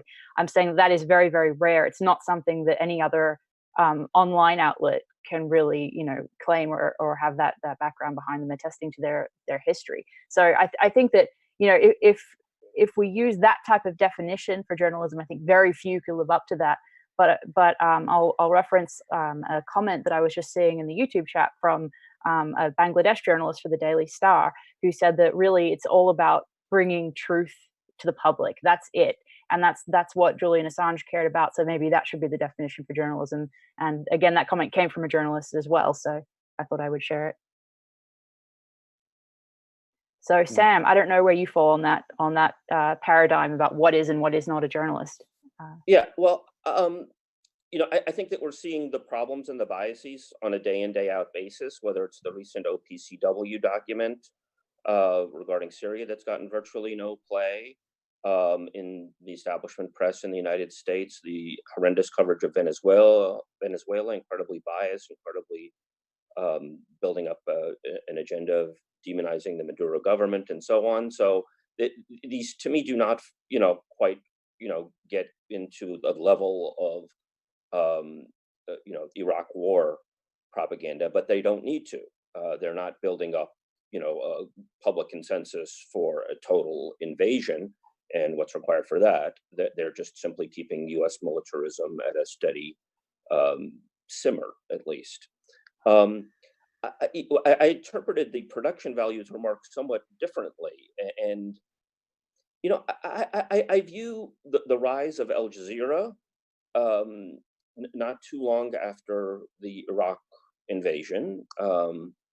First the rise of Al Jazeera, and then the rise of Al Jazeera English, and then Al Jazeera America, and then after Al Jazeera turned and became, from somewhat useful to incredibly problematic after the Arab uprisings in 2011, where they basically did the bidding of the Gulf states, you saw the rise of RT. And both Al Jazeera and RT, in terms of presentation and video quality and graphics and having, correspondence in different parts of the world, have strong production values. But they are wedded, certainly at some level, to an orientation that's aligned with a government. And at one level, in terms of RT, that's a breath of fresh air because there's some distinction between the US government and the Russian government. But at another level, it has sort of supplanted the possibility of a meaningful, grassroots supported and, to use Joe's term, professional, old schooly real journalism that does aspire to universal values. Pacifica could have conceivably played that role in the United States, but it is filled with so many contradictions and fighting, and we can get into Democracy Now! If you want to, and the issues around that. And I think to some extent, WikiLeaks could have filled that role. When WikiLeaks was, reaching the public in an unprecedented way, what's the first thing that Congress did, led by Joe Lieberman? Pull the plug on them, make sure they don't get funding, make sure that people who are hearing about WikiLeaks for the first time and getting a breath of, factual news about the realities of U.S. war, pull the plug on them, make sure that regular people can't use their credit cards to give them money. So WikiLeaks has been, on the defensive for all of these years, with their publisher, now literally potentially fighting for his very life, instead of spawning a truly independent global news enterprise that is dedicated to genuinely informing the public. And certainly you have Consortium News attempting to do that, but there's an obvious limitation of resources. And how do you reach that broader public? The only ways to do it are to have cash, and you have the example of the Intercept, or to have documents that are unavoidable for the rest of the media to pay attention to. And WikiLeaks had that, and to some extent the Intercept with the Snowden documents had that. But it, in ways somewhat similar to Democracy Now!, in my view, has been limited in various respects, and shies away from critiquing U.S. foreign policy at a certain level. So, to me, journalism is about accuracy and fearlessness. If you're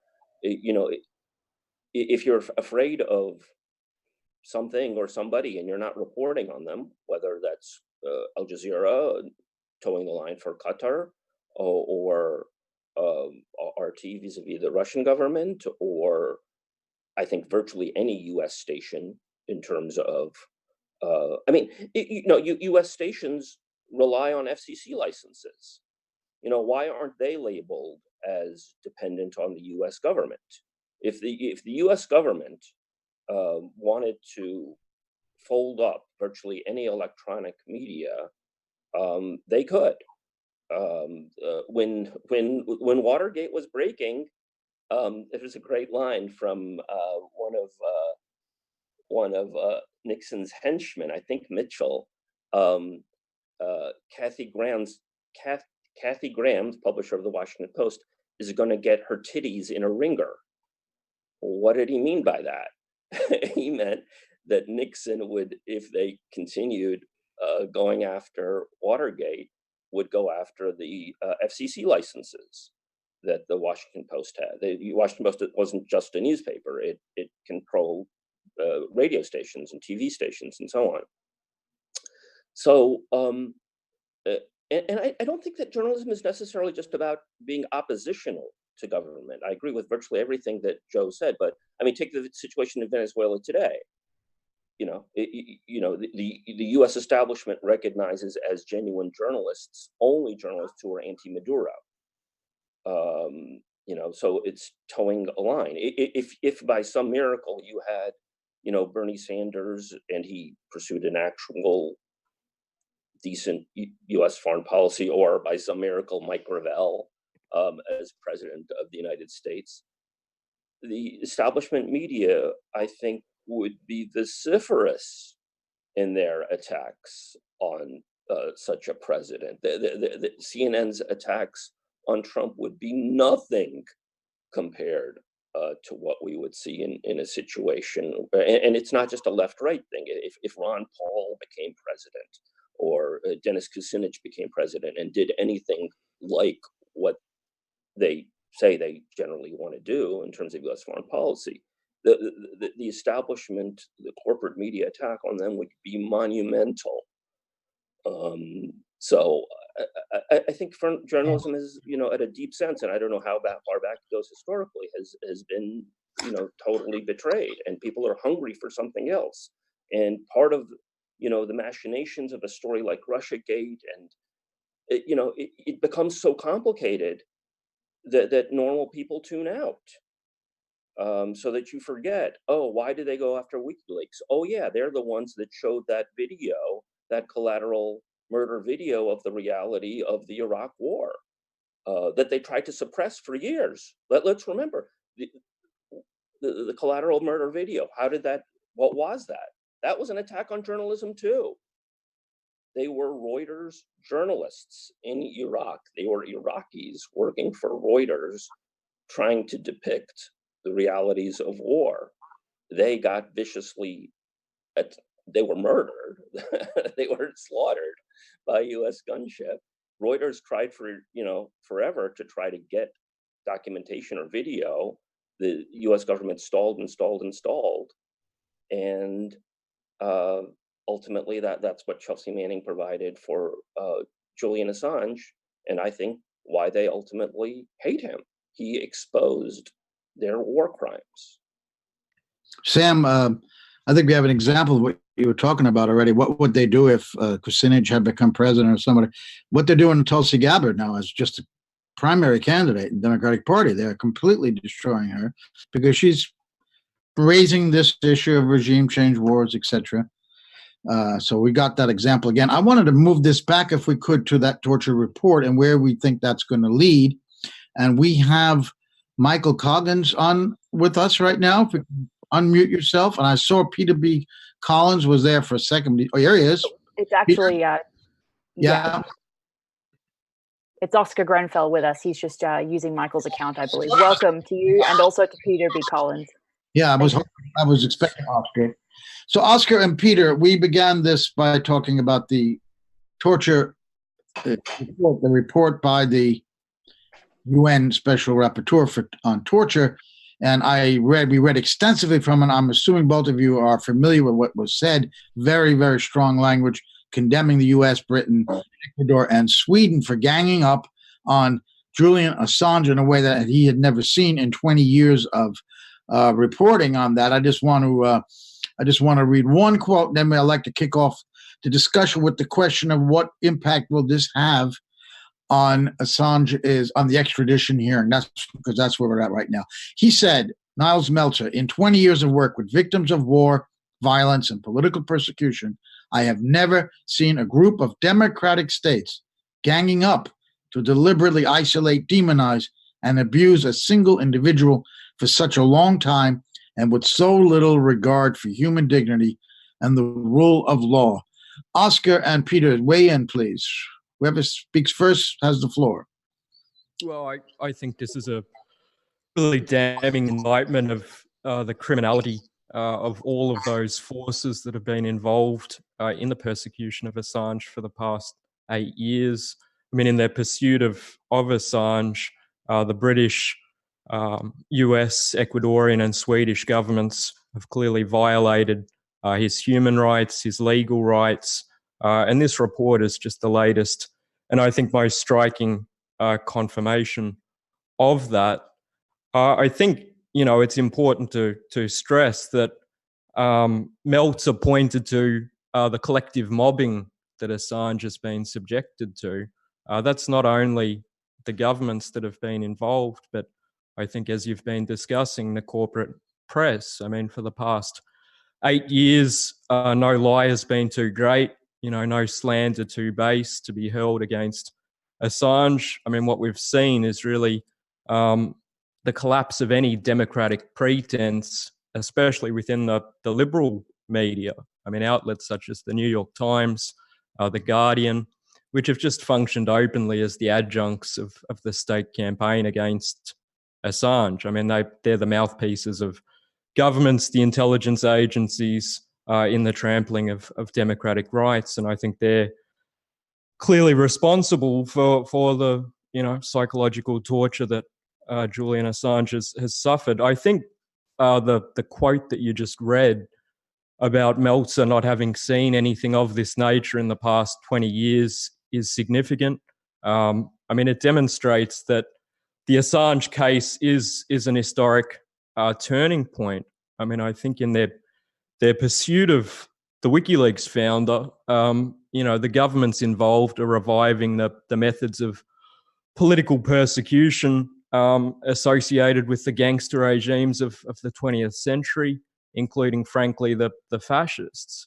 And I think that can only be understood in a broader political context. I mean, we are living through the deepest crisis of capitalism since the 1930s, an explosion of militarism and war, and I think very significantly, the re-emergence of mass social and political opposition from below.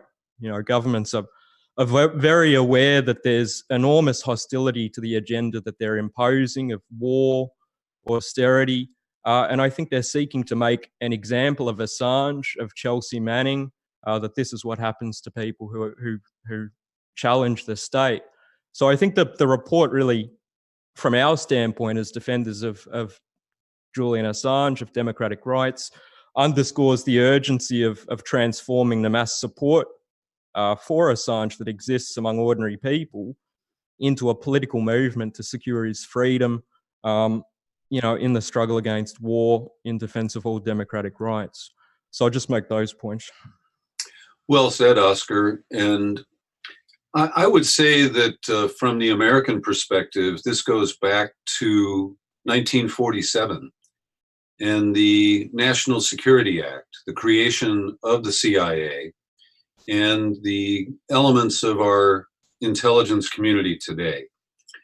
And the covert operations that required secrecy have been compounded over the years. And, we have to, now that I want to credit him, I'm trying to think of his name, the professor who coined the term blowback, taught at UC Berkeley and then retired at Chalmers Johnson. Thank you, George. You can be our collective memory. But Chalmers Johnson coined that phrase about blowback, and so we have these waves of anti-democratic actions that are kept secret. Then the reaction to those actions, blowback, requires further action, and we just keep descending into deeper and deeper layers of secrecy. And that's where, I can give full-throated support to WikiLeaks and the work of Julian Assange. They have attempted to dismantle, piece by piece, pardon me, the unnecessary secrecy that has been used to cover up financial crimes, war crimes, and embarrassing policy blunders. And so until we have some sort of a commitment to get to the root of that, to have a moment of truthiness where we reconcile and admit the bullshit that we have been embracing and promoting with the enthusiastic support of the corporate media, I think we're going to stay in this cycle for the foreseeable future.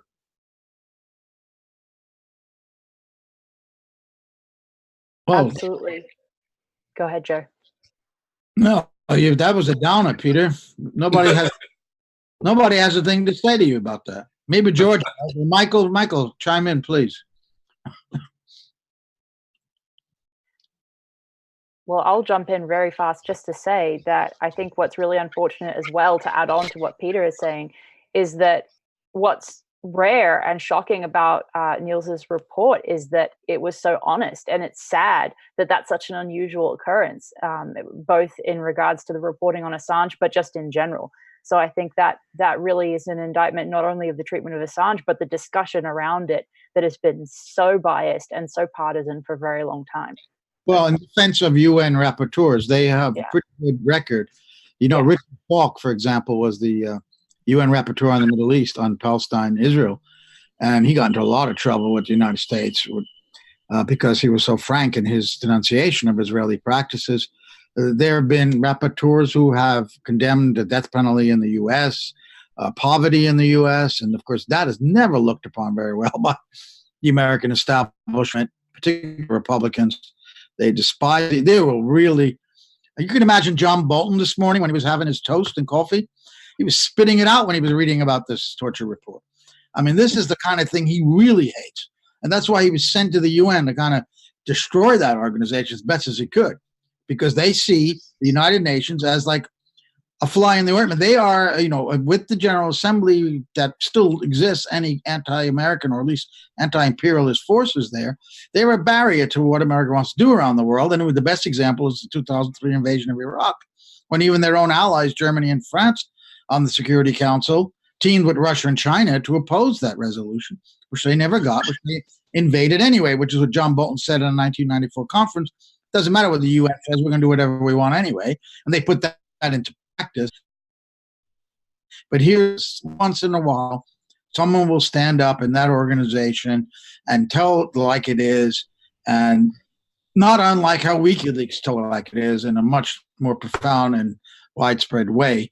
And that really gets the ire of the American establishment people.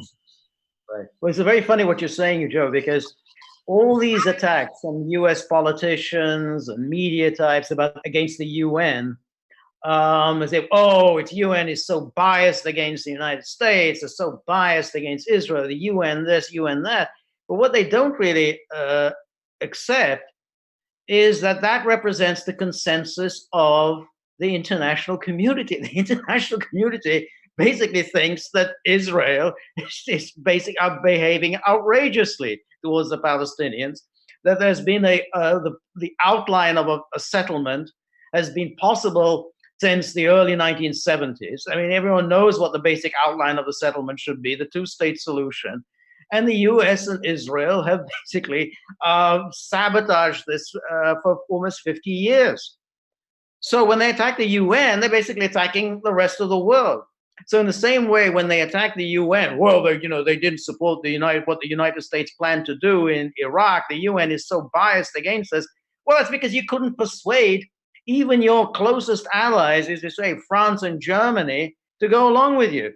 So you have three permanent Security Council members, France, Russia, China, all of whom were ready to veto any plan to invade Iraq. So your problem isn't with the UN, it's with the rest of the world. So that's why they hate the special rapporteur. Yeah, this is somebody who's speaking for the rest of the world, and he doesn't think much of it. I remember Sam Power when she was ambassador. I had an exchange with her at the stakeout outside the Security Council when she was saying the UN is not operating the way it should because Russia's standing in our way. And I said, no, wait a minute. It's exactly the way it's supposed to operate. That you had conflicting interests, and you try to work out something in common here. That's not just who obeying the United States. And this is Samantha Power, a Democrat, right? I'm not talking about Bolton here. Same thing. Same. I think the U.S. and the U.K. define who the international community is, George. You know that. That's right. No, that's exactly right. And so, Russia and China, well, they're sort of the bad guys. Well, what proportion of the world's population do they represent? We can just discount them, and we just focus on ourselves. And some bad days, India is excluded too, so that's even more of the world's population. That's it, exactly. Yeah. And on all the basic things that the U.S. really cares about, India does not go along with it. I mean, India did not go along with the Iraq invasion, didn't go along with Libya. So, yeah, that's another 1.5 billion people who are not part of the international community. They're missing from the international community. Well, I think you're describing American exceptionalism. And we, for example, do not support the International Criminal Court because we fear that some of our criminals will wind up at the ICC. And likewise, we use the UN when it suits our purposes and ignore it or vilify it when it doesn't. And this has reached a new extreme under Trump, but there's great continuity for this duality over the last 40, 50 years, I would say. Well, let me throw this question out. Mike, Oscar, maybe if you could start by answering. What impact will this torture, this report by the rapporteur, have on the extradition process, if any? Will it make it harder to extradite him? Well, I think, again, it is an exposure of the illegality of what these governments are carrying out. I think very striking in the report is just the statement that Assange is not being afforded due process in Britain. I mean, the fact that he was convicted within hours of being hauled out of the embassy building, I mean, that just doesn't happen in a normal legal case. The prejudicial comments of the presiding judge in that instance, denouncing Assange as a narcissist, I think it's going to make it more difficult potentially, but I think Jeremy Hunt's response on Twitter is very striking as well. I mean, he immediately said, don't interfere with our processes. Keep your inflammatory statements to yourself. Again, it just indicates that these governments are running roughshod over international law, and frankly over their own eviscerated, democratic protections.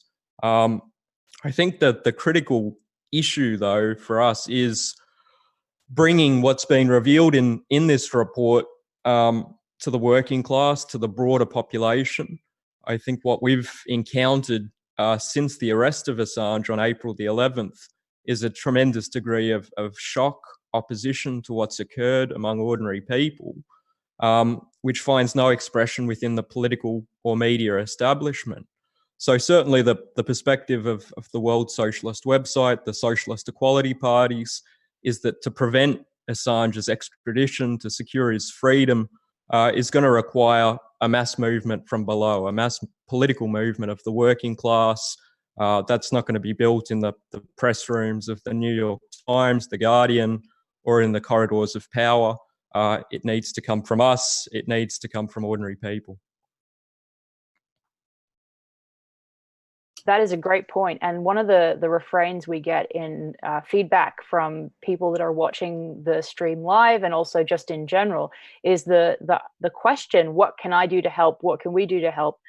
So if you have any thoughts on what the people watching and listening might be able to do to kind of, encourage that mass movement, I'm sure that our listeners would like to hear it. And I know that we're having some video problems seeing you at the moment, George, but if you have any thoughts on that, I think it would be great to share them. But same with you, Peter, what if you have any answer to that question we get over and over again, I'm sure that people would like to hear it, especially now in the wake of this report. Yeah, George, you first. You go ahead. Well, I'm, I think like Joe said a couple of weeks ago, I'm not really an activist. I don't know that much about how to organize things. I mean, I am, my feeling is that you basically just do whatever is reasonable. I think, organize a small demonstration outside Belmarsh prison.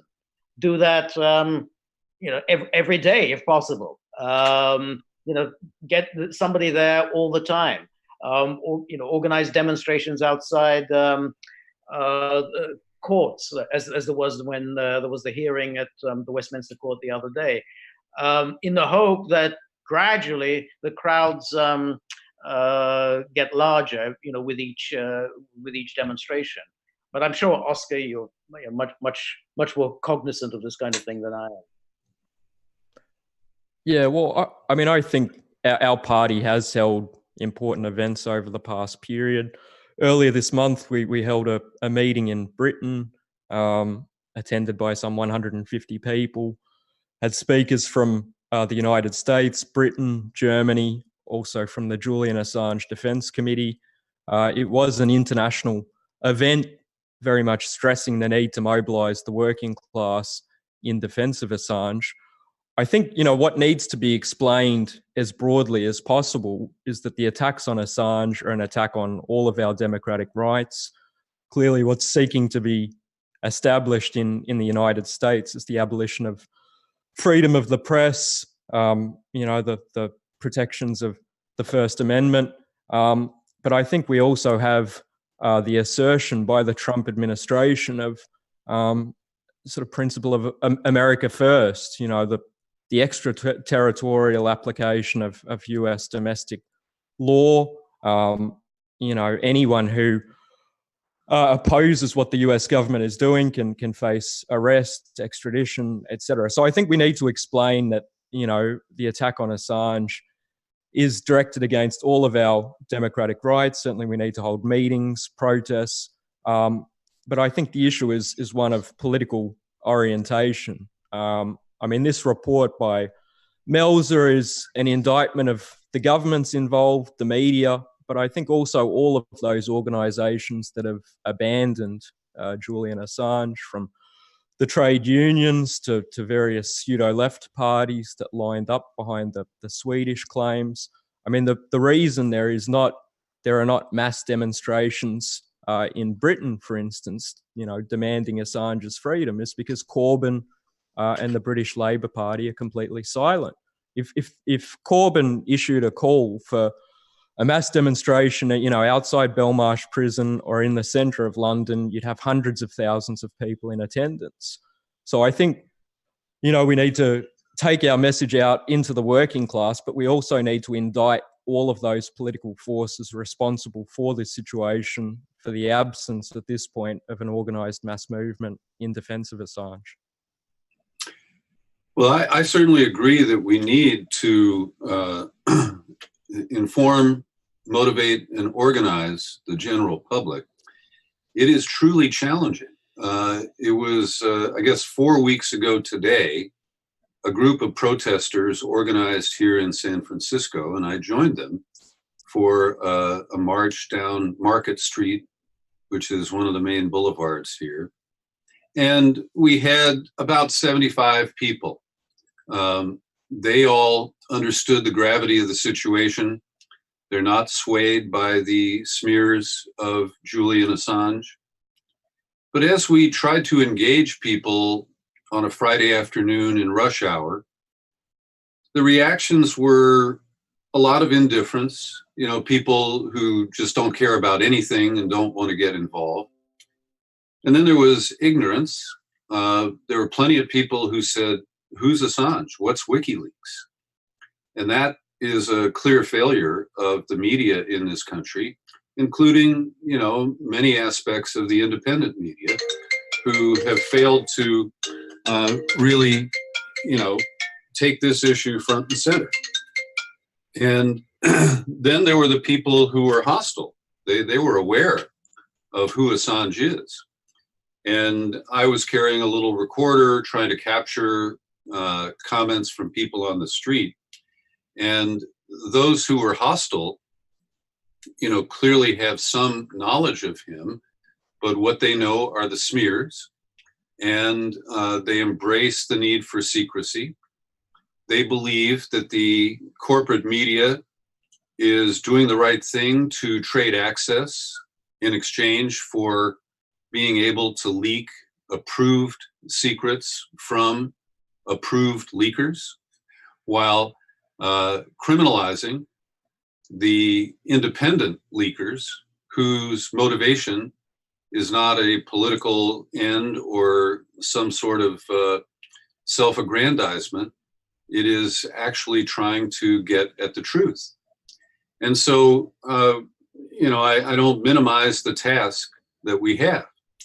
I do think that we need to use many different approaches, and I want to take a second here to plug Lee Camp.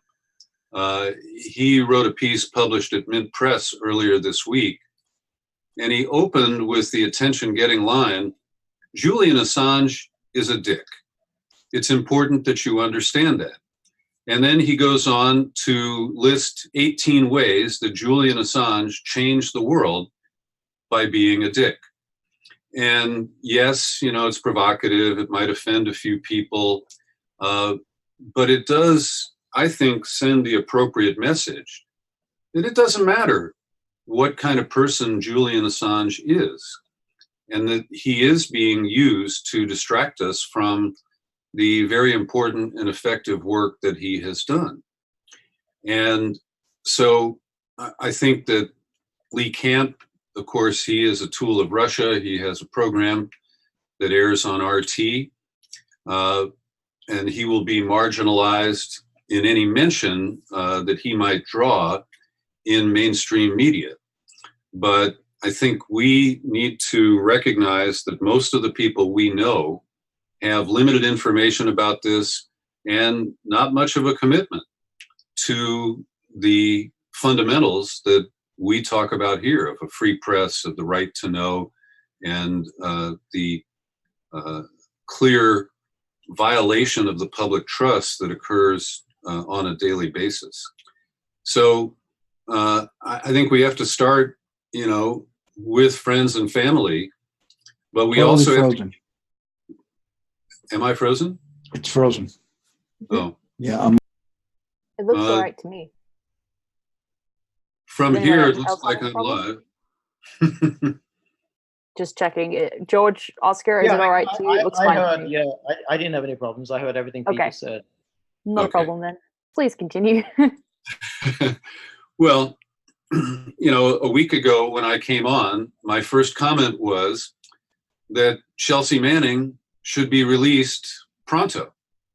And I haven't seen even the public figures who spoke up for Chelsea during her first incarceration for contempt address this new injustice, which is compounded by the fact that the superseding indictments have been released and there's no obvious purpose for them to continue to hold Chelsea. And so there's a domestic human rights issue that should be addressed by the so-called progressives and liberals in our elective offices. And, they're too busy responding to Trump's tweets or, trying to raise money for a presidential campaign. And so, even a basic issue like the injustice being visited on Chelsea Manning doesn't get much attention, and it's hard to get traction on it. Yeah, I agree. I think it's really unfortunately true. Go ahead, George. Well, I agree. I mean, I think the one way would be, and I think we talked about this before with Elizabeth, is to get on mainstream media. Now, the only voice on mainstream media who seems at all interested in anything unusual and challenging is Tucker Carlson on Fox News. I don't know whether Tucker Carlson would air anything on Julian or about Chelsea Manning. It might be worth inquiring. He's had John Kiriakou on several times. He said Aaron Matty on. He said Michael Tracy on. He may well be open to doing something on Julian. That has an impact. He has a large following. He has a large audience. This is Fox News after all. I don't know how to approach him. I don't know what's the best way of getting to him. But I think that might be one way of getting more people aware of what's going on. Well, I sure agree, George. I don't support this left pox on Fox where people say I would never appear there. I know plenty of people who do go on there. They hold their own. They may be vilified after they go off camera, but that's the risk you take. And I believe that Aaron Matei's appearance with Carlson this week, where he addressed the vagaries of the Mueller report and pointed out that St. Bob used qualifying language in the assertions that Russia hacked the DNC and gave it to WikiLeaks. And Tucker Carlson was clearly, thrown off guard. He said, "What?" he said, "Mueller did that?" And so I think that Matei, who I have great respect for, he's been on my podcast many times. He's very measured, and he's even-handed in his tone, even as he delivers, very strong statements and information. So yeah, Tucker Carlson might be one window we could knock on. Oscar, do you have any thoughts to reply on that point? Yeah, I mean, I just think it's important to recognize that there is immense popular support for Julian Assange. That's found various expressions. Certainly there's a petition that was initiated in Australia last year demanding that the Australian government fulfill its obligations to Assange as an Australian citizen, a journalist, and secure his release, his return here. I believe in the week after Assange's arrest on April the 11th, that petition grew by 70,000 signatures. Certainly in our campaigns in working class areas, whether it's in Australia, Britain, the United States, we find there are broad layers of the population who view Assange as a hero, who's being persecuted for exposing war crimes, mass surveillance, global diplomatic conspiracies. So I think it's important to recognize that because it points towards our tasks, which I believe is to orient towards the working class, ordinary people, and to mobilize them in Assange's defense. I think just the broader context here is that over the past 18 months, we have seen something new in world politics, and that is the re-emergence of mass working class struggle. We've seen enormous strikes in the United States, Britain. Earlier this year, there was a general strike in India involving some 70 million workers, perhaps the largest in human history. And I think this is creating fear and terror within the corridors of power. I mean, they see where this is going, that this social discontent and opposition is and will intensify. You now have a situation in the United States where Donald Trump, fascistic president, is routinely warning against socialism, declaring that America will never be a socialist country. I don't think he's fearful of Sanders and the Democratic Socialists of America. He knows they're part of the political establishment. What he's pointing to is the immense opposition that exists among workers and young people. They see the writing on the wall. They know that their system is in real danger, and they're responding with police state and authoritarian measures. And I think the persecution of Assange, the re-imprisonment of Chelsea Manning, is the sharpest expression of that.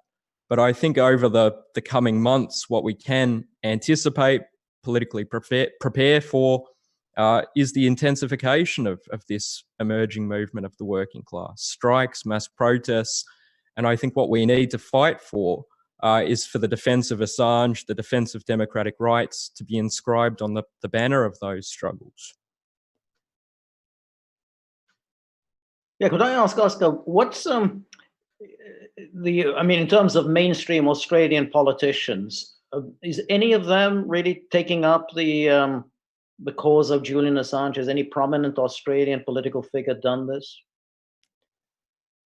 No, I mean, it's been quite extraordinary. Well, I think the first point is that successive Australian governments have refused to defend Assange. I mean, that began way back in 2010 when the Greens-backed Labor government basically denounced WikiLeaks as a criminal organisation, pledged to assist the US attempts to destroy it.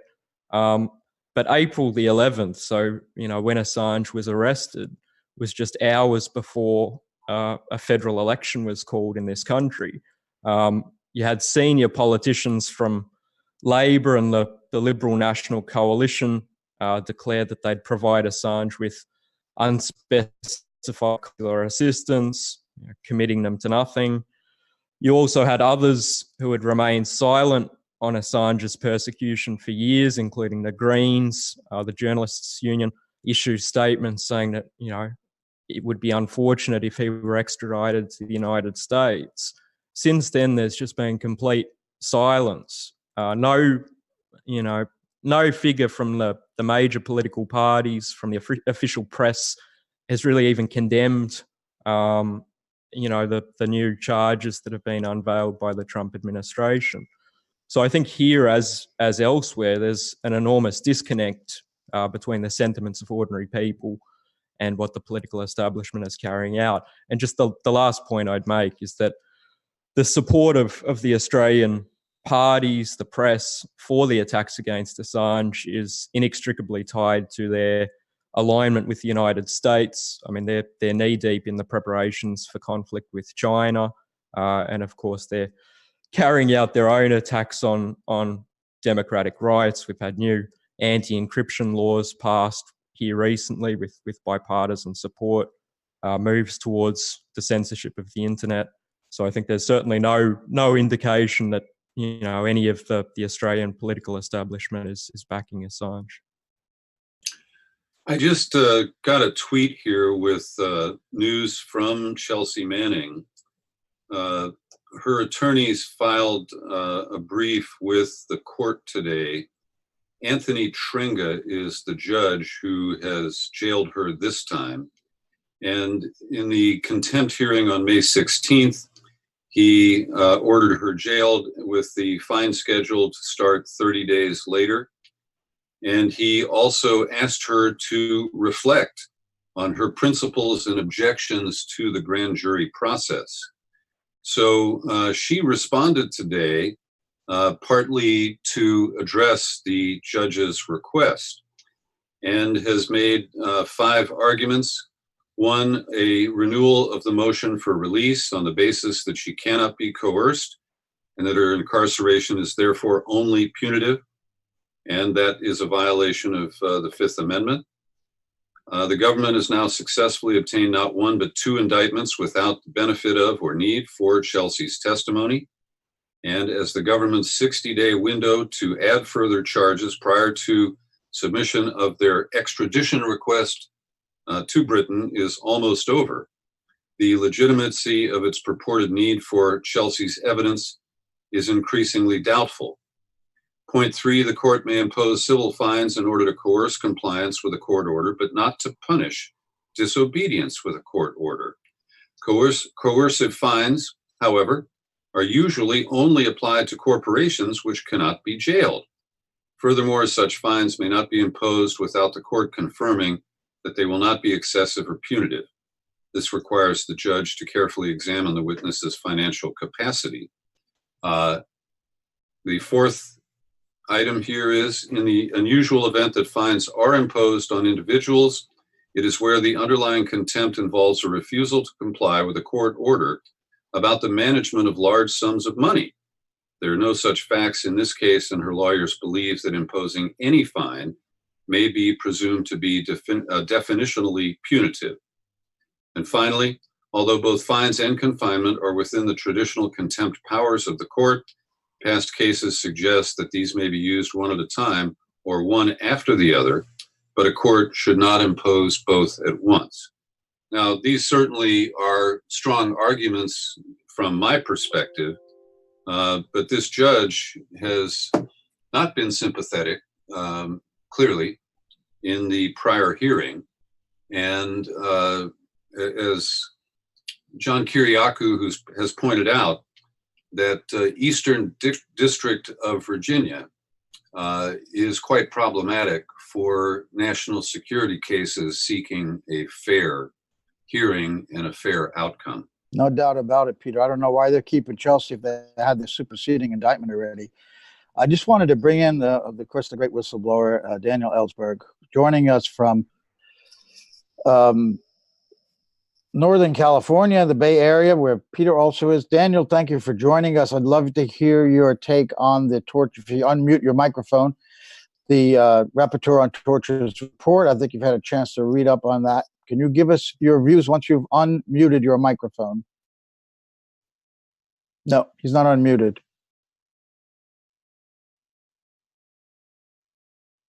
Dan, you have to unmute. You have to unmute your mic. Yeah, I'm trying to do it from my end. There we go. There we go. Thank you, Dan, for joining us. So please give us your views on the torture report. Okay, well, I was getting that this morning here in Berkeley from Australia to start with, from the Sydney Morning Herald. My friend Jeffrey Mason lives in Sydney, and he sent it to me right away.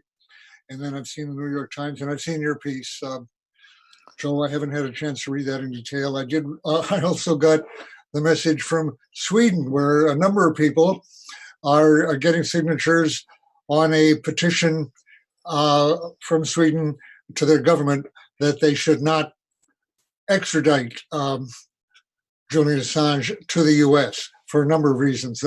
They are more interested than I expect them to be in the effect on free press in America. I thought, they won't think of that as their problem, but they do find that as a significant reason not to extradite him, as well as the bad treatment they were expecting looking at Chelsea Manning earlier. That was before this torture report came out. And I just have a message from Sweden now, again, saying that this new report on torture will strengthen their hand very much in making this petition. They're trying to get prominent Swedes, and they say they have a lot of signatures already. I'm not at all surprised by this report. I'm very distressed by it as a friend of Julian. It so happens that I have, like many people, been very dismayed at some of his judgments in the last couple of years. The belief, which is shared by other people that I respect, but I don't agree with it, that Trump looked to them less dangerous than Hillary Clinton. And I certainly agreed entirely with the dangers that I saw in Hillary Clinton in foreign affairs in her interventionist and pro-arms budget positions. But it didn't seem to me sensible to think that Trump would be less bad, actually. Now, however, I wasn't willing to express that publicly, particularly for two reasons. One, that I didn't want to give any support, even inferentially, to the idea that he deserved his conditions that he was living under, the quasi confinement, or the actual confinement, the quasi imprisonment that he was suffering, and to give any grounds for anybody to support or fail to oppose the British coming in and grabbing him. And the second reason was that I wasn't prepared to condemn a friend for whatever his judgment was, who had been in prison, in confinement for 6 and then 7 years entirely. As I've often said, I wouldn't trust my own judgment under those conditions. And I give a lot of slack, and more than that, I just wasn't willing to judge him harshly for whatever disagreement I had with him, which was strong over the last couple of years, under those conditions. Well, now, during that time, I was reading people saying, oh, there's no fear of his being extradited. That's not what he's afraid of, either from Sweden or Britain. He's just hiding out from Swedish justice. I had no doubt in my mind, having talked to him, even before he went to the Ecuadorian embassy, and then when I visited him twice in the Ecuadorian embassy, that he was perfectly prepared to face charges if they were brought against him. And so far as I know, they still haven't been brought against him as formal charges, although there's an arrest order for him in a Swedish court, if he could be assured that he would not be extradited.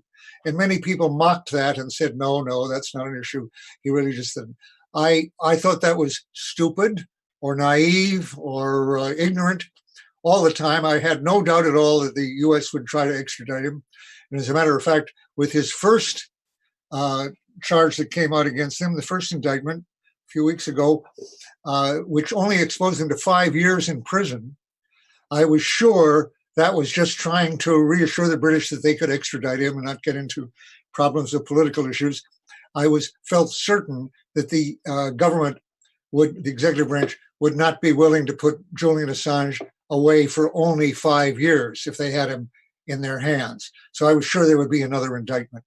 And of course, the second indictment that came along not only confirmed what those of us close to him had known all along, that he had every reason to expect an attempt to imprison him in the U.S., but my own guess that they would try to put him away in the same fashion that Nixon tried to put me away in the same charges, the Espionage Act charges. I was the first to face those charges for giving information to the American public. And in what, at that time, legal scholars like Melville Nimmer said was unconstitutional, was in the light of the First Amendment. But even then, and I was charged with 11 counts of violations of the Espionage Act, and one count of which was each worth 10 years, and then one additional count of conspiracy. Oh, there were some charges of theft in there also, but it ended up to 115 years. And of course, in Julian's case, a lot of people have been saying he's up for 170 years because of 17 counts on the Espionage Act. In fact, he has also a count on conspiracy worth 5 years, so it's 175 years. Now, the difference between 175 and 115, I'm glad to defer to him on that honor.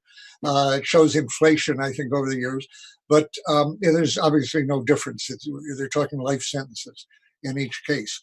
In fact, they may have overreached in terms of public reaction on this one, as was true in my case. I wasn't unhappy, I have to tell you, that they did present me with a 115-year possible sentence, because it dramatized the issue and made it look overbearing, as is true in this case. Now, on the question, though, of torture, the second time that I visited him, I was very worried about his physical condition. I had already, and this was years ago, I forget exactly the year, a number of years ago, his shoulder was already giving him a lot of trouble. He needed an MRI for that, couldn't do it in the Ecuadorian embassy. He also had dental problems that needed a good, dental examinations that he couldn't get in Ecuador. And so I was worried, and he didn't look good to me. Much worse deterioration since the first time I visited him several years earlier. And so I've been very worried. As soon as I heard he was in there, I've been asking everybody, is he getting the medical attention that he needs?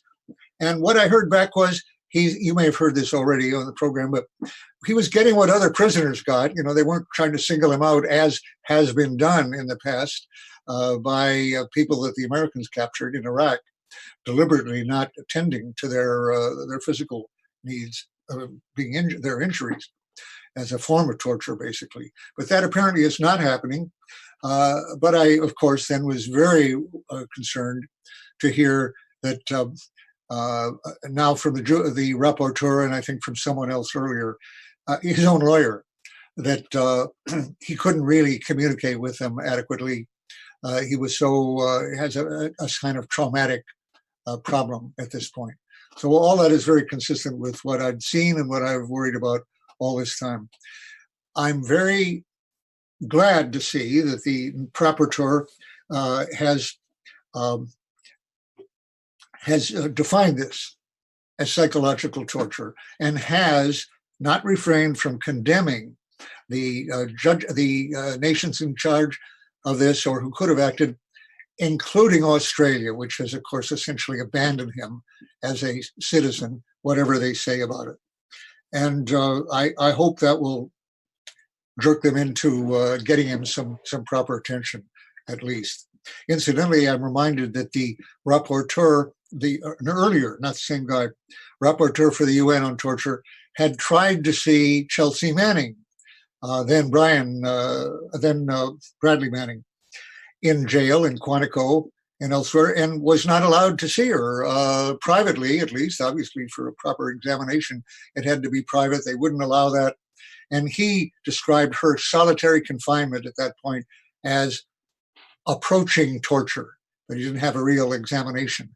Well, Julian, of course, has had this now for years. And the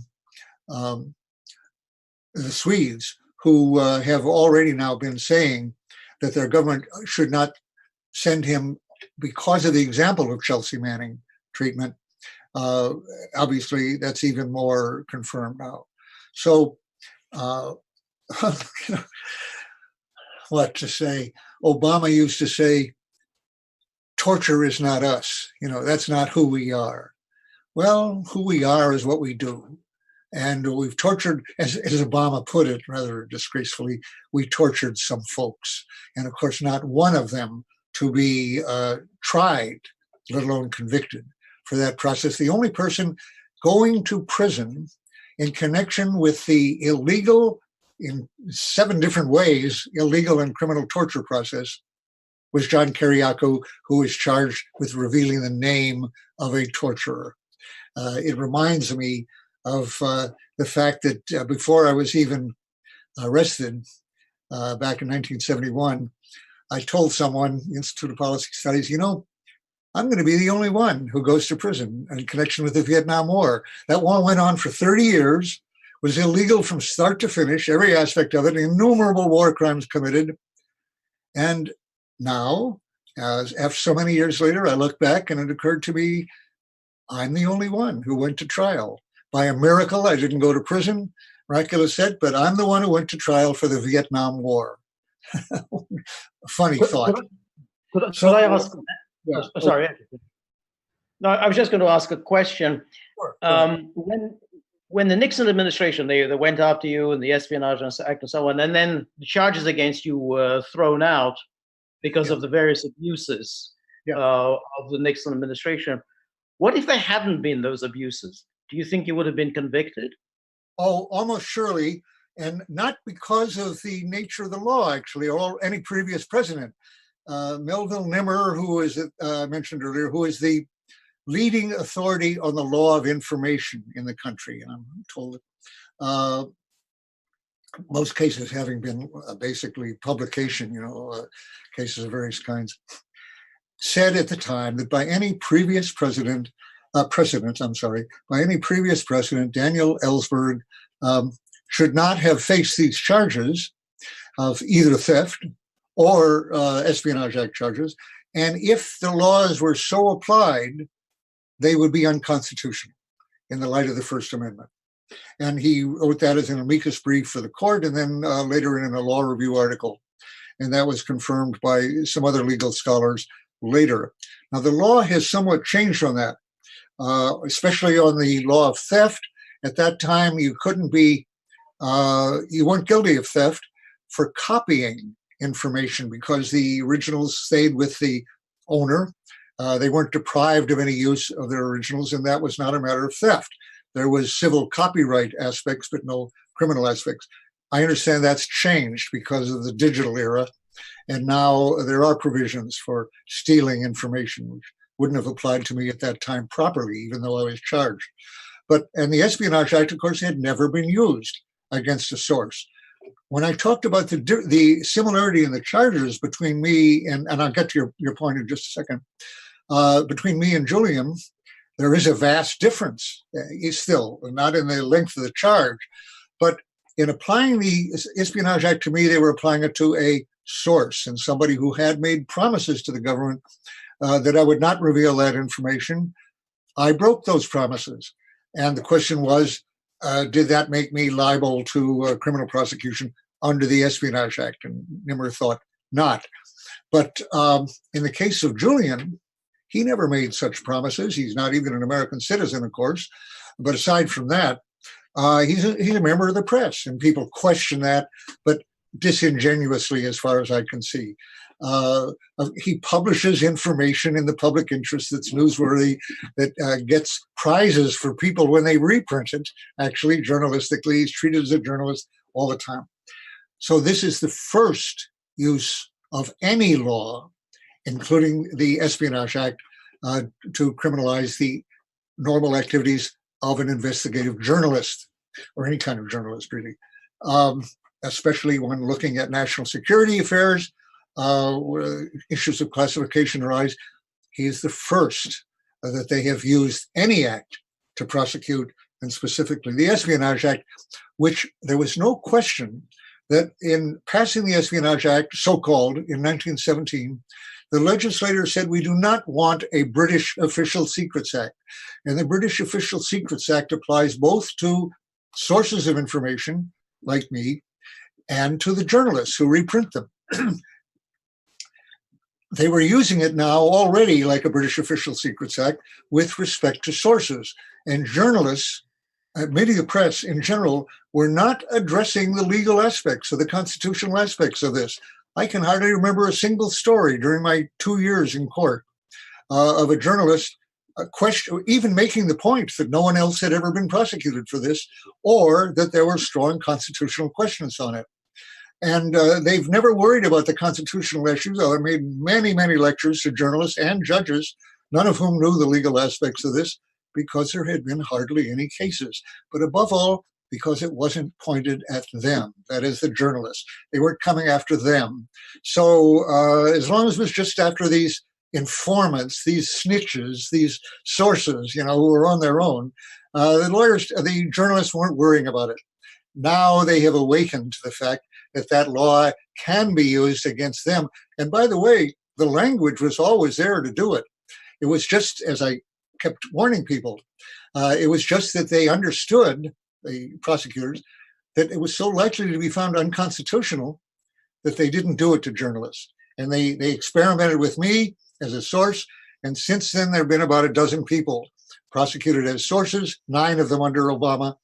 But this is the first. And as we all know, I'm sure you've been discussing this, Obama wanted to prosecute, convict, and imprison, if not dismember and assassinate or whatever by drone, Julian Assange. They hated him. They investigated prosecuting him and backed off from it because it was just too obviously unconstitutional. And by the way, I don't think they're that worried in any of these administrations about doing something unconstitutional if they could get away with it. The trouble was that if that law was called unconstitutional, it's the only one they have to threaten people with. And they would be deprived, because we don't have a formal, explicit Official Secrets Act. So they were afraid that the court would go against them and they would be deprived of this threat against them, which could remain credible as long as it weren't tested in court. So now they are testing it. Coming back in, finally, what would have happened had not the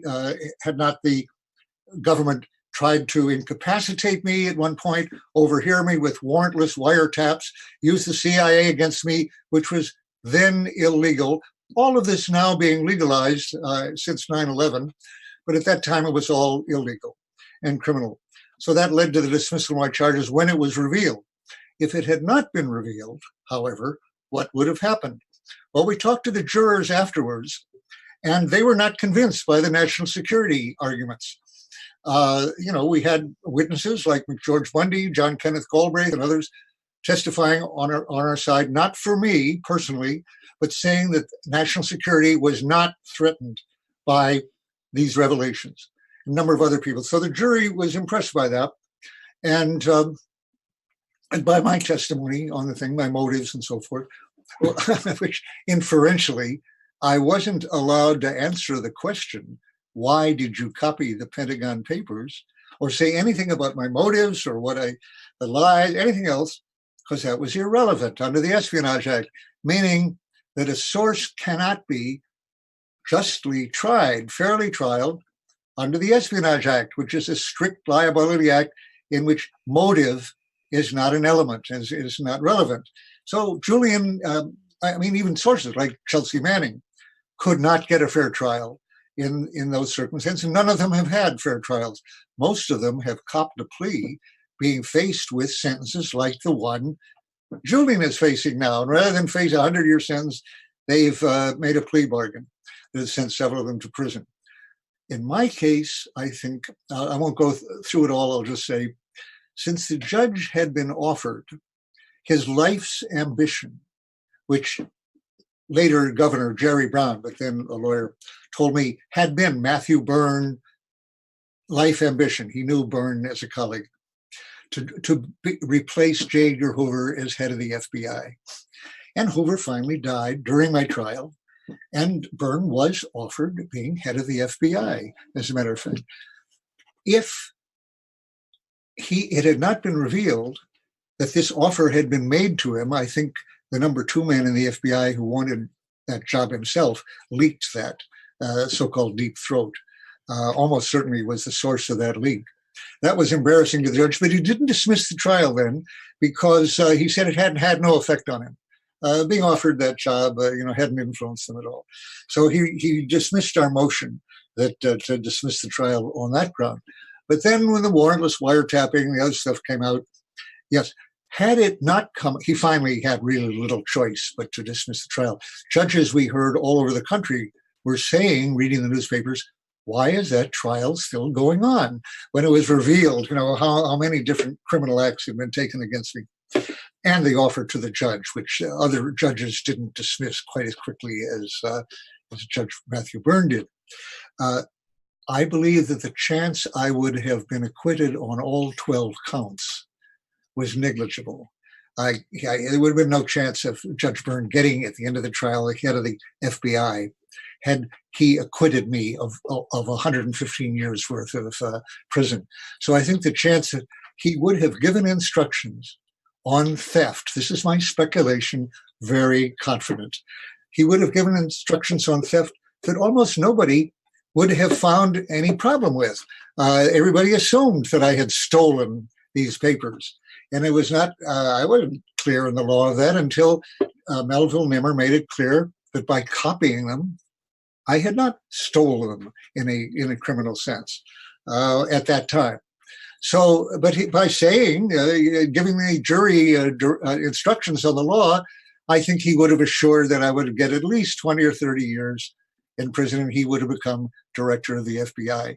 So as I say, it was kind of a miracle that John Dean, Alex Butterfield, Elliot Richardson, various others did things they were not expected to do about the taping, about the crimes and so forth. They all broke ranks in various ways that could not have been predicted, and I got off. It was kind of a miracle. Well, Dan, that's a fascinating story there. It's something you said earlier, that when the espionage charges against you were revealed, that there was strong public reaction against that. So I'm looking at a parallel now to this, the espionage charge against Assange last Thursday. There was a strong reaction by the likes of even Rachel Maddow and others in the mainstream media because their own self-interest was at stake out of no love for Julian Assange, clearly. Do you think now, combining that public reaction to the espionage charges against him with this torture report today, that the public opinion could make it more complicated to extradite him from either the UK or Sweden? Oh, I think undoubtedly, yes. The answer to all that is yes. I want to make one correction here, which I'm one of the few people to notice. He's always, in nearly all his stories, they call that he's accused of espionage. Now, his is a special case. Let's compare it, say, to Chelsea Manning. Who was it, Pompeo, did say earlier, Julian Assange, WikiLeaks, is a hostile intelligence service. And they may think of that as virtually spying. It's not clear legally now. But the mere use of the Espionage Act does not imply, in all the other cases it did not imply, that they were charging him with spying or espionage. Here's the confusion. There is no law officially titled Espionage Act. Little known fact. In the U.S. Code, there is 18 U.S.C. 793 paragraphs D and E.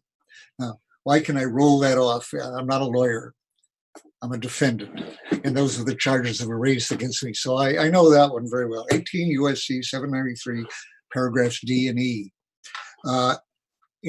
which were designed only for spies and were used prior to my case only against spies who essentially give information secretly to a foreign power without the U.S. government or the public knowing what is told or that it had been told, and essentially for the interests of the other power and against the interests of the United States, and perhaps for money or various other motives that would not sit well with a jury, even if they were presented.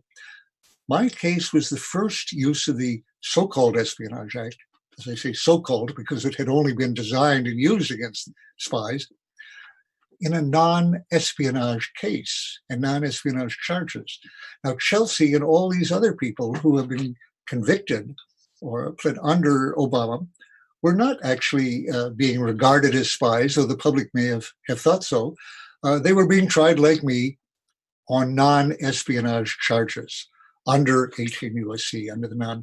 So Manning may or may not be, they may or may not regard his case as different because of this hostile intelligence service aspect.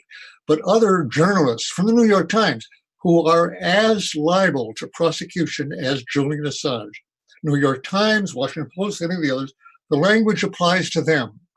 They won't actually be charged with espionage, which, as you say, Joe, does get a public reaction of, what? What do you mean? Who are they spying for? The public? You mean you're coming right out and saying the public is the enemy? That's what the people in the government think privately, and they talk to each other. What's different about Trump? He says publicly what officials have always said privately. He comes right out and says publicly, the media is the enemy of the public. Previously said only in the Stalinist regime, basically, about dissenters and questioners and so forth. And that's true, of his racism and of so many other things. Nixon was as racist on the tapes as Trump, more so than Trump. But the difference is that Trump says it more or less publicly, not just in private. So in this case, finally, they're not really being charged with espionage. One little interesting historical fact. The prosecutor in my case made David Nissen, a Mormon, I'm sorry to discriminate here. I just happen to hate David Nissen. I don't hate Mormons. He had brought my son in when he was about 13 into the grand jury, came for him at 7 a.m, sent him into the grand jury without a lawyer, even in the hall and so forth. So every time I looked at my prosecutor, David Nissen, for 2 years, I was seeing the guy who had tried to get my son at 13 to testify against his father. I didn't really like that. My lawyer said, Putin, he'd never known of a mafia case where they tried to use their young sons against them or daughters. Anyway, that's all by the way. But the point is that Nissen made a motion in court that the word espionage or Espionage Act not be uttered in the courtroom. And the judge accepted that directive. And why? Well, we weren't inclined to use it anyway, of course. Well, we might have, because, of course, Nissen worried that would look so absurd to the jury, it would prejudice them against his prosecution, that they were calling me a spy for giving information to the American public. So he couldn't even use the word espionage. So all of that now is this, yes, the misunderstanding that he's being charged with spying and espionage may serve his purpose. It is a misunderstanding, and I'm not really trying to clear that up all that, but just for the record, that's the way it is. They don't have to regard you as a spy to charge you now under the language of the 18 U.S.C., which has always been there, saying someone, in the case of paragraph E, without authorization to have this information, gives it to someone else who doesn't have authorization, who may in turn turn it on. Well, that's not just the journalists, that's the readers. When you read in the New York Times saying this is a classified, well, right now, the British, I don't know if it's classified, but somebody just leaked the report of the rapporteur to the British government on Monday. So it's a leak. I don't know, they probably didn't call it classified.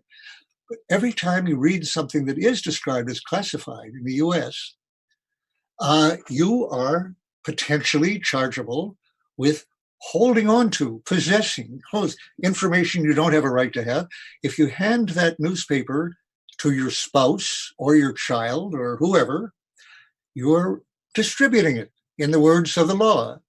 And if you don't, quote, turn it over to the proper authorities, what? Turn in your copy to the New York Times, to who exactly? You know, they should print at the top, all the news fit to print. And if any of this is classified, here's the address to send it to dispossess yourself of it. Well, you could say over these last years, 50 years almost since my case, well, the language is there, but, you know, it's ridiculous. They wouldn't use it. Well, it applied to journalists, and they've just used it. And as a matter of fact, one last thing, I guess it was Manning, yes, whose material was, of course, classified. People were being told by the State Department in graduate schools, various, looking at internet. If any of you, this is a paraphrase, but very close. If any of you have in mind downloading from your computer this information that Julian Assange has just put out, which is classified, that will have a bearing on your ability to get a clearance or keep a clearance, because you are violating the regulations, indeed. And by the way, that was very much applied to people in the government on their computers. Do not download the New York Times on this story. I think a lot of you would find it difficult to believe what I'm just saying, but, you know, as they say, look it up. You can look it up. It's amazing.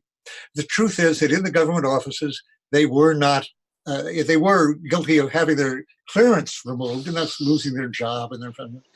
And now being prosecuted if they download this stuff without authorization. I would say, by the way, Jeremy Scahill, just to pick a name at random here, who is identified as the journalist to whom Daniel Hale gave some top secret documents I just read. The government didn't identify the person given to, but media sources have that's leaked. So it's Jeremy Scahill, apparently, of The Intercept. Well, Jeremy, I hope, is getting legal advice right at this point, because he is absolutely liable under this interpretation of that wording for prosecution. And whether that would be upheld by the Supreme Court remains to be seen. They have never addressed this question. The Samuel Loring Morrison case, 10 years after mine, went up to the Supreme Court after a conviction, almost the only jury conviction there's been in this instance, and they refused it. They refused certiorari. So the Supreme Court has never ruled whether the Espionage Act can be used against any leaker or journalist. Now, what's happening right now? Why are they doing this right now? I'll give you one guess. Let me give you two guesses. First, they have a new Supreme Court. And for the same reason that abortion laws are now springing up like spring blossoms all over the place, right after Kavanaugh gets on the Supreme Court, and they're hoping for a 5-4 decision overruling Roe versus Wade. So all of a sudden, we're seeing all these cases being brought and legislation being brought of an obviously unconstitutional character, as in Alabama and elsewhere, to get it up to the Supreme Court in hopes that this Supreme Court will now go along with it. I think, and I haven't seen anybody else say that, that's why we're seeing the first journalist case go up. Why not 2 years ago? Why not under George W. Bush or Obama? Well, the court wasn't great then. It wasn't the court I faced. Black and Douglas would never have allowed this, which I faced, would never have allowed this case to even be heard. I don't think they would vote against this even being heard by the Supreme Court. They would just rule the act unconstitutional in that purpose. But now we've got a new Supreme Court. And a second reason, in my mind, speculation, we know that the National Security Assistant is Bolton, is pressing the government to conduct a crime against the peace in Iraq, an aggressive war, as clearly criminal if he initiates that war, and even if he gins up a false flag provocation of some sort, as clearly criminal as anything tried at Nuremberg or Tokyo, or going into Kuwait by the Russians, or are going into Iraq. Now, Trump opposed, he says, not at the beginning, but later, on having gone into Iraq. Fine, he doesn't want that. We're hearing he doesn't like Bolton pressing him into a war with Iran. I think that's because it's too soon. A war with Iran would clearly look awful by the time we got to the election in November 2020. This is not the time to start a war. Bolton doesn't care about the election. So Trump rightly perceives that Bolton doesn't have Trump's incentives in mind totally. Bolton has wanted that war for 20 years. It should have happened last month, 5 years ago, 10 years ago. He wanted it under George W. Bush. So he's not worrying about Bolton's election chances, but Trump. But Trump can say, no, we don't want a big war. A year and a half before the election, it'll look like a catastrophe, which it will be. But if we have it in October, the famous October season for surprises, October surprise season, before an election, well, then people will rally around the flag. Great experience of that practically every time, as John Kennedy was bemused by the fact that his popularity went up after the Bay of Pigs. And he spoke to people and said, what is this? How come my popularity has gone up? We've just had a debacle here. And the answer being that the people rally around the flag under these circumstances. So that would be a good time. If his back is to the wall because of impeachment proceedings, well, he knows he doesn't have to worry about conviction. But an impeachment in the House would not help him probably in the election, although, it might in terms of getting Republicans to the polls and so forth. But anyway, he may or may not want to chance that. But if he's really in trouble because of possible prosecution or real scandals that have come out more than before, I think a war is very much to be expected, a wag the dog kind of war. And moreover, of course, in general, he doesn't want anything more coming out from the Mueller investigation or all these cases that are coming out. In short, this is a president who has every reason to want to shut down the free press. There's never been a president who had more reason to want to discard the First Amendment at this moment, not just for Iran, but for all his domestic reasons. So investigative journalists, leaks. Mueller somehow managed not to have leaks. He did that. But now they're coming out. And the president wants that shut down. So I think that's why we're getting this case right now. And a prosecution of Julian Assange will very much have that effect. In fact, this indictment already, I think, will have some effect. Journalists will have to be thinking of themselves as more vulnerable than they ever did before in our country's history. So, Dan, do you anticipate then a challenge to the courts if he's prosecuted that of the sections D and E, as you were saying, as being unconstitutional? There's no question about it. The challenge will be made at every stage of the thing on the unconstitutional level. By the way, I was told just a few years ago, in other words, 40 years after the case, by the law clerk to Justice Matt Byrne. And we had made a motion. I was hardly aware of it at the time, but the lawyers made a motion that the charges on the Espionage Act should be dismissed on grounds that the act so applied was unconstitutional. The act wasn't meant to shut down information. Okay, what this law clerk, and this is not a secret now, he said I could say this, said, he wrote a memo. He was just out of Harvard Law School. He wrote a memo saying the defendant's brief is valid. It's true. It should be struck down as unconstitutional. This is the beginning of the trial, more or less. And I said, well, what did Byrne think of that? He said, well, as far as I could tell, he agreed with me. But after thinking about it, this was his first case.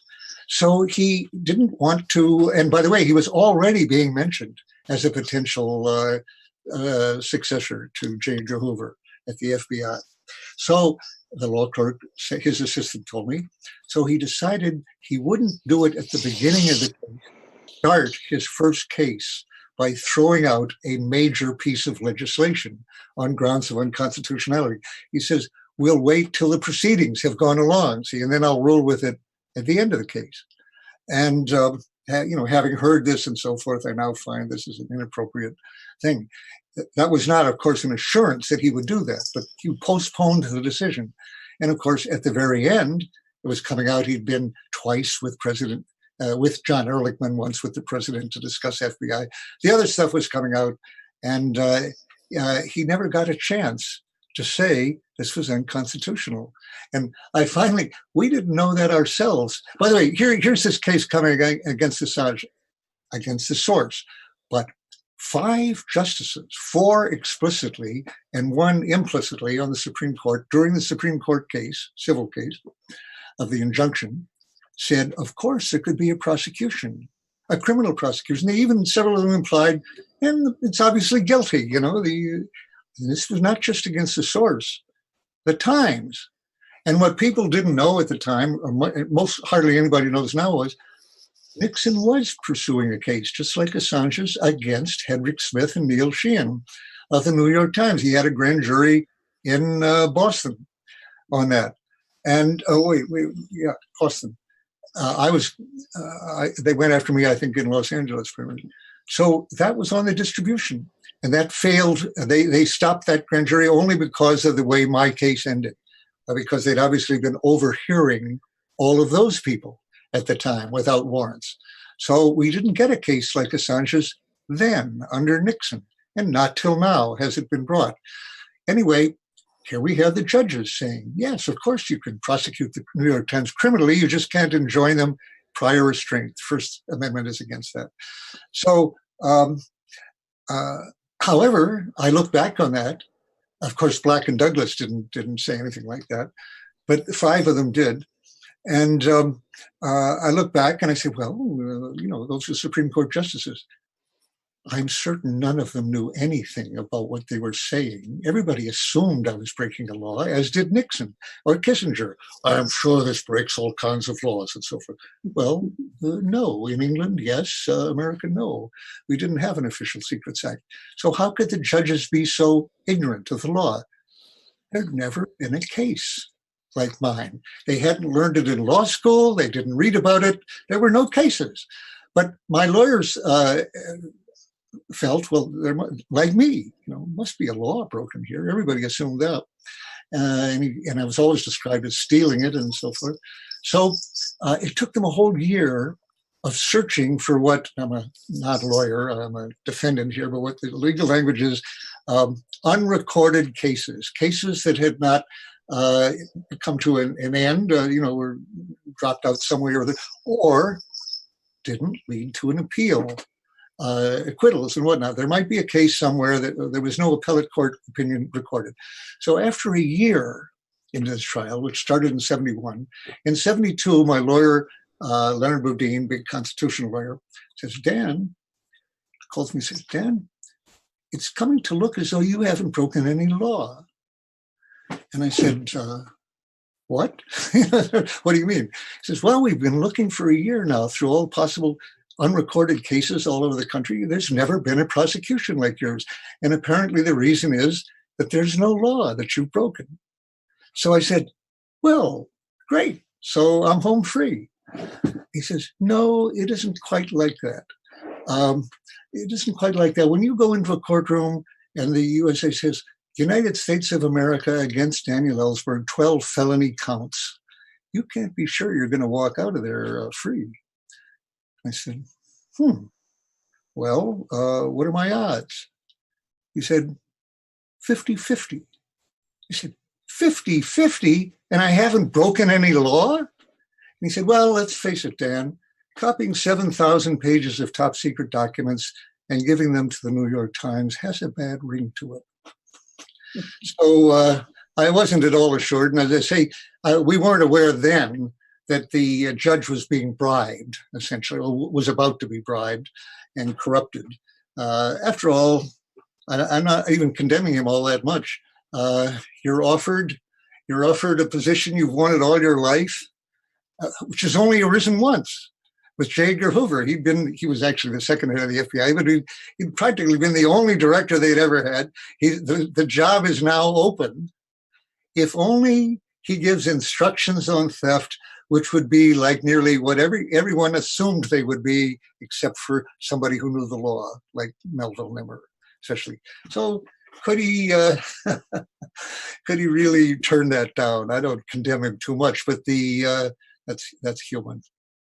Was it Mark Felt who disclosed about the John Ehrlichman's offer? Was it Felt who revealed that? Oh yeah, I'm certain it was Mark Felt. Mark Felt had wanted that job.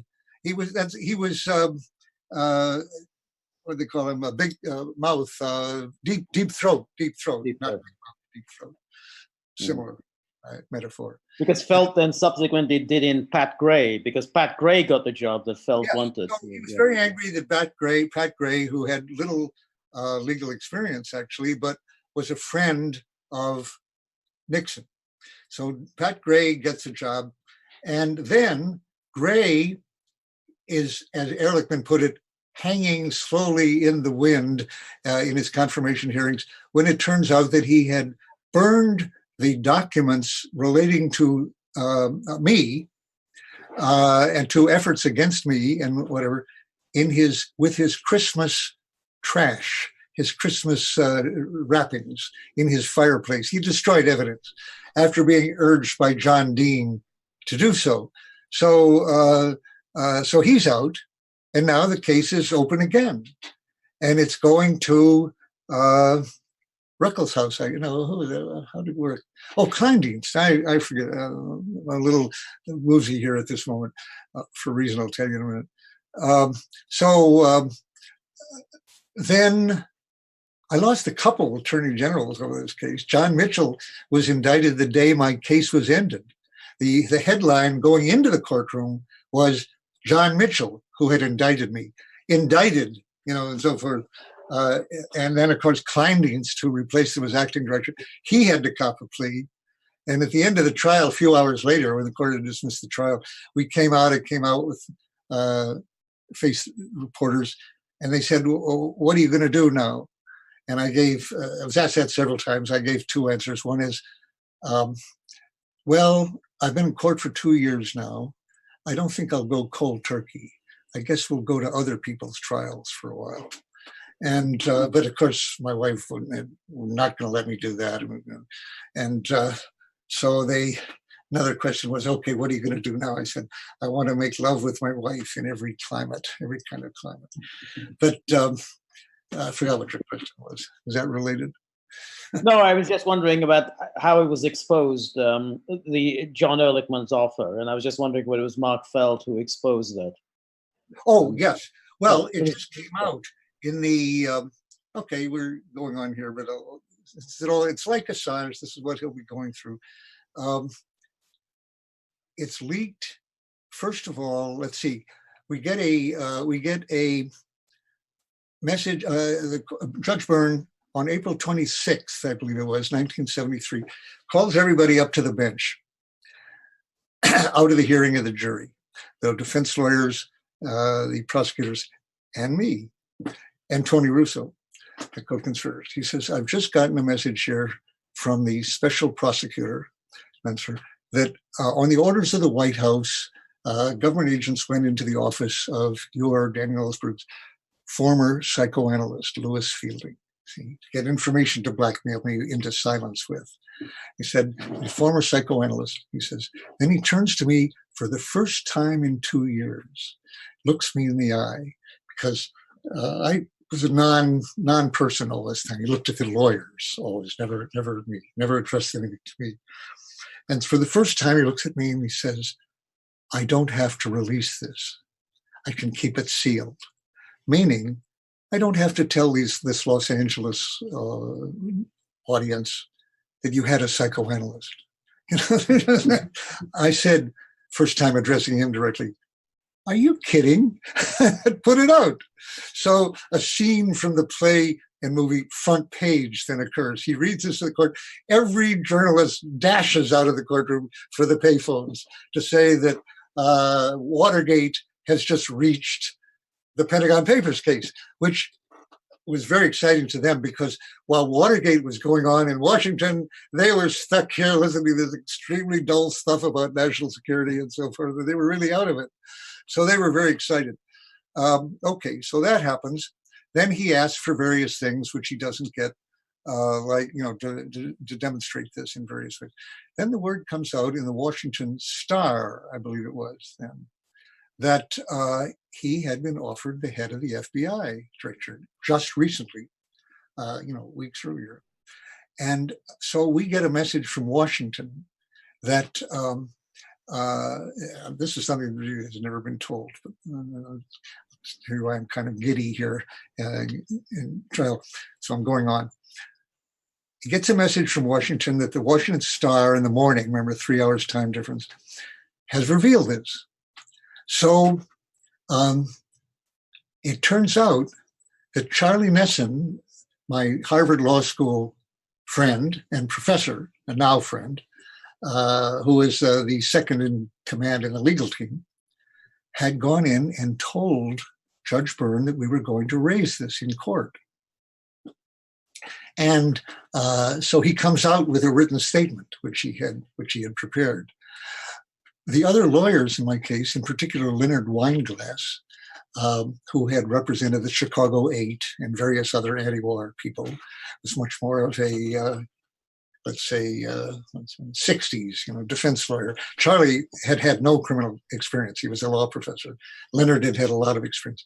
Weinglass went out of his mind with rage on this, that he had told Byrne instead of having exposed in the courtroom directly, confronting him. What? Have you just been, is this true? Have you been off of the FBI? And other lawyers who were other quite radical, the young paralegal people, so just raged. And they said, that shows that Charlie from Harvard Law School is just an establishment person. He's an East Coast person, Charlie just, I was just trying to, be reasonable here and give him warning. So he comes out and says that, et cetera. He had been offered this, but of course he hadn't discussed the case and, it didn't affect him anything. A couple of days later, the word comes out again that he had seen Ehrlichman a second time at Byrne's request. And although again, Byrne said, this didn't have any influence on me and I didn't discuss the case, Ehrlichman testified what he recently wanted to talk was to tell him his plans for the FBI. What did he want to do in the FBI when he got it? And in other words, there was a second meeting. And Byrne always said, there was no discussion of the case at all, except that fall, I'm watching NBC, which is showing home movies done by H.R. Haldeman, the president's chief of staff. And he had an 8mm camera, and he always used to use to take photos of visits with visiting luminaries, whatnot, heads of state and things. So they were showing his home movies for 2 hours. And there I see my judge walking across the lawn at San Clemente, every watered lawn down in the desert there, and Nixon coming up with Ehrlichman to meet him, while Ehrlichman, who's going to introduce them, is standing by them, and Haldeman is there with his 8mm camera taking all that. So I watch my judge walk across the lawn, shake hands with Nixon, who in shaking his hand says, well, Judge, it's taking you as long to end that Ellsberg trial as it took me to end the Vietnam War. I was really interested in that exchange because, of course, the whole point of it was that they wanted that trial over before they had to put into court all the things that had been done against me, at this point, which was, like the burglary, which was about to come out.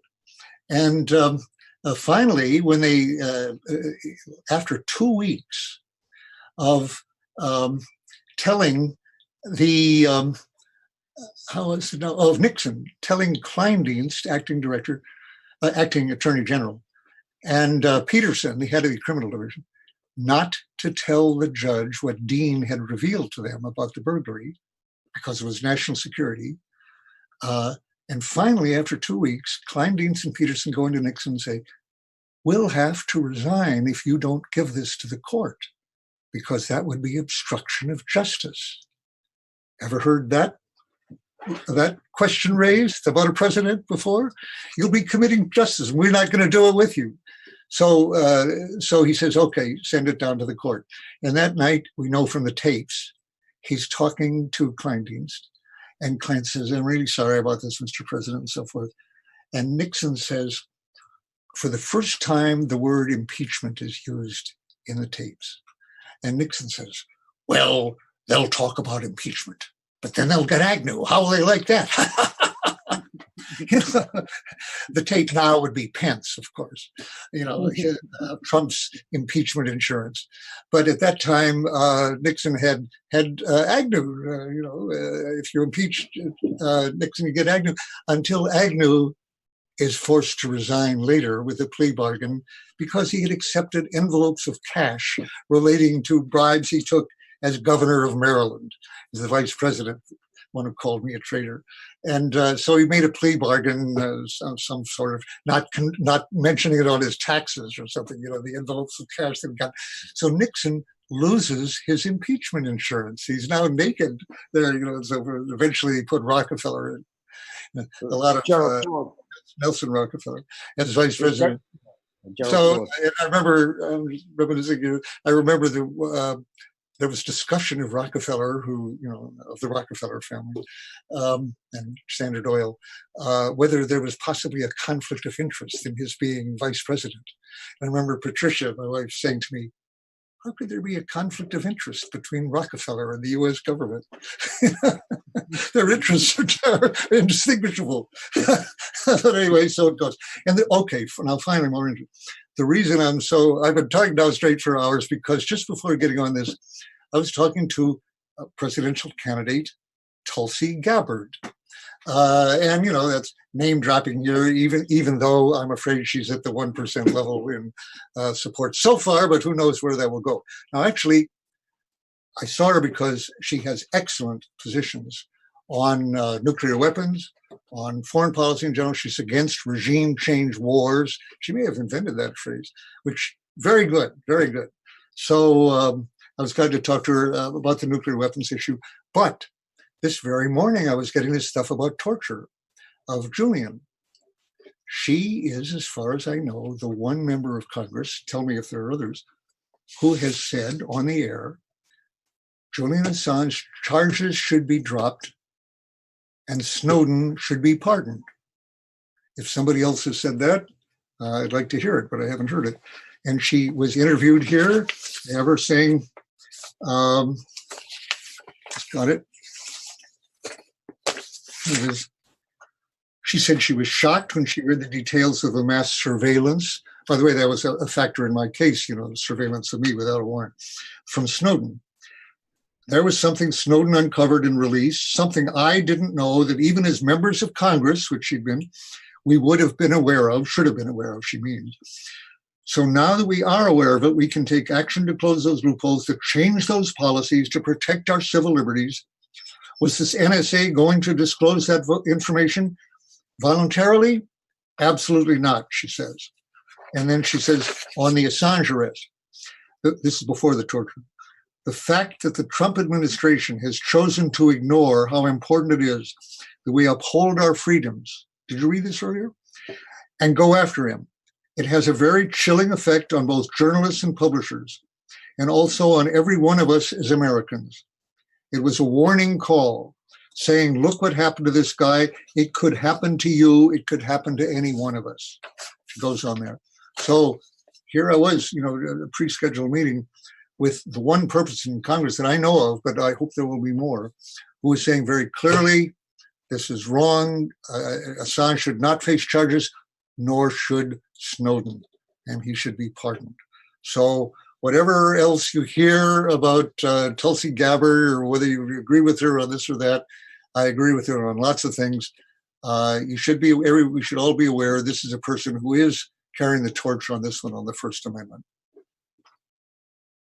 Absolutely. No, I'm not aware of any other current congressperson who's said come out that strongly. Even Bernie Sanders, although he did make a statement about the 17 extra indictments, he didn't name Assange, did not come out strongly against the prosecution of Assange and the imprisonment of Chelsea Manning. He's been basically silent, so that's definitely disappointing. And Oscar was telling us earlier that even there have been no Australian politicians either who've stood up against this, unfortunately. Only the foreign minister, former Foreign Minister Bob Carr. He did come out in Assange's defense. Dan, that was incredibly fascinating stuff. Particularly what you said about the fact that you think this indictment of Assange on the Espionage Act came because of the composition of this court. They think they'll be able to withstand a challenge. Is that what you were saying? Yeah, I am saying that just as they're hoping this court will overturn Roe versus Wade, Trump is hoping that this court will overturn the First Amendment. And he could be right. Amazing.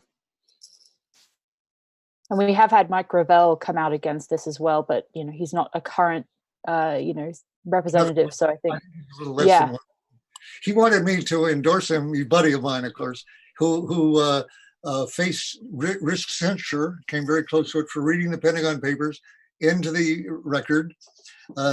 Two things about him.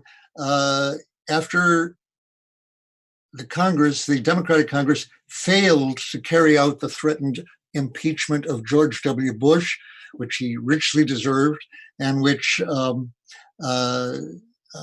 Conyers, head of the Judiciary Committee, had written a book about the impeachment of George W. Bush.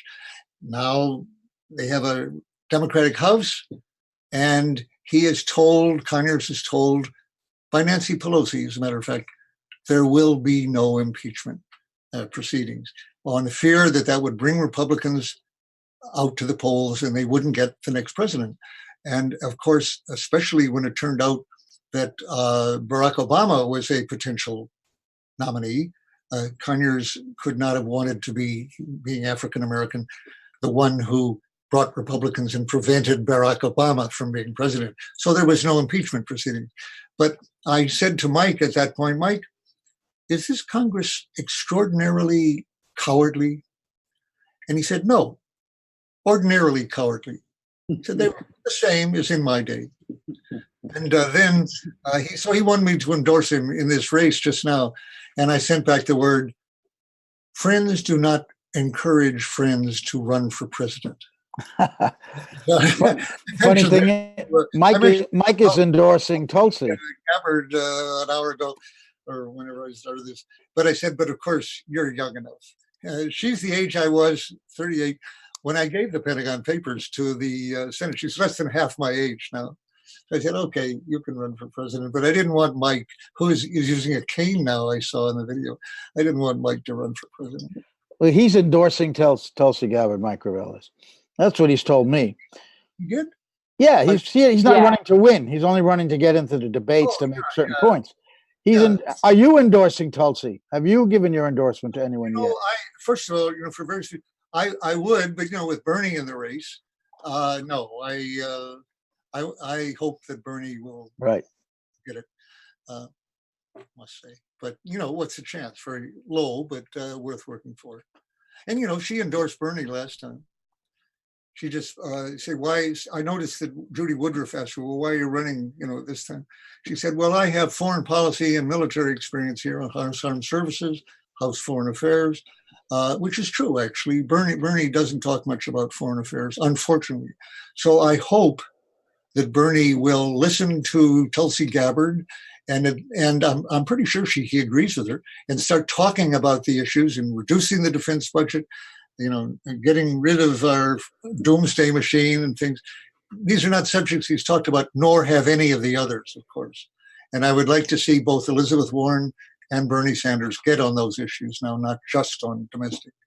But Tulsi is bringing a very good foreign policy and defense perspective to those debates. So, no, the chance of her being president would, seem negligible, not really much more than Mike Gravel's for various reasons.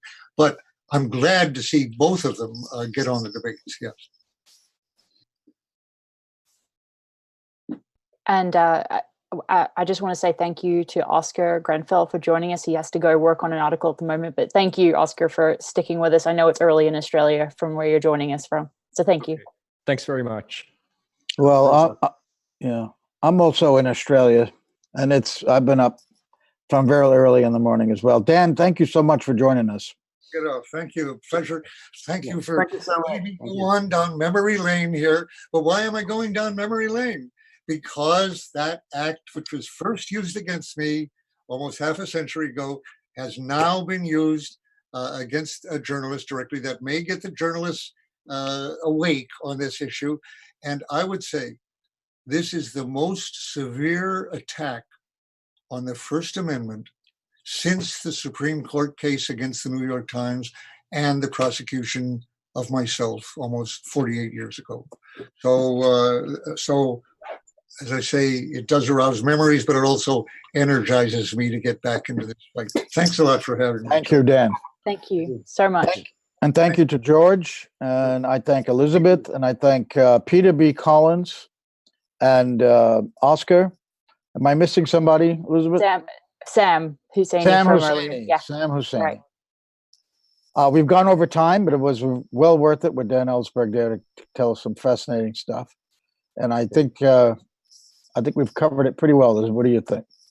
I think so too. I think Dan's insight is always incredibly valuable. He has a completely unique perspective on this predicament that we find ourselves facing and that Assange is facing at the moment. I always find these kinds of historical reminiscences endlessly fascinating. I could have gone on listening for another couple of hours, but especially when it relates to something happening now, and that's Assange. That's why it's so valuable, such insights. You can learn from the past to understand the present. Definitely. I'm going to sign off and say goodbye to everyone, and thanks for joining us. And we'll see you next Friday. Thanks so much, Joe and Elizabeth, for organizing this. Okay. Thanks, everyone. Goodbye. Thank you. Bye-bye.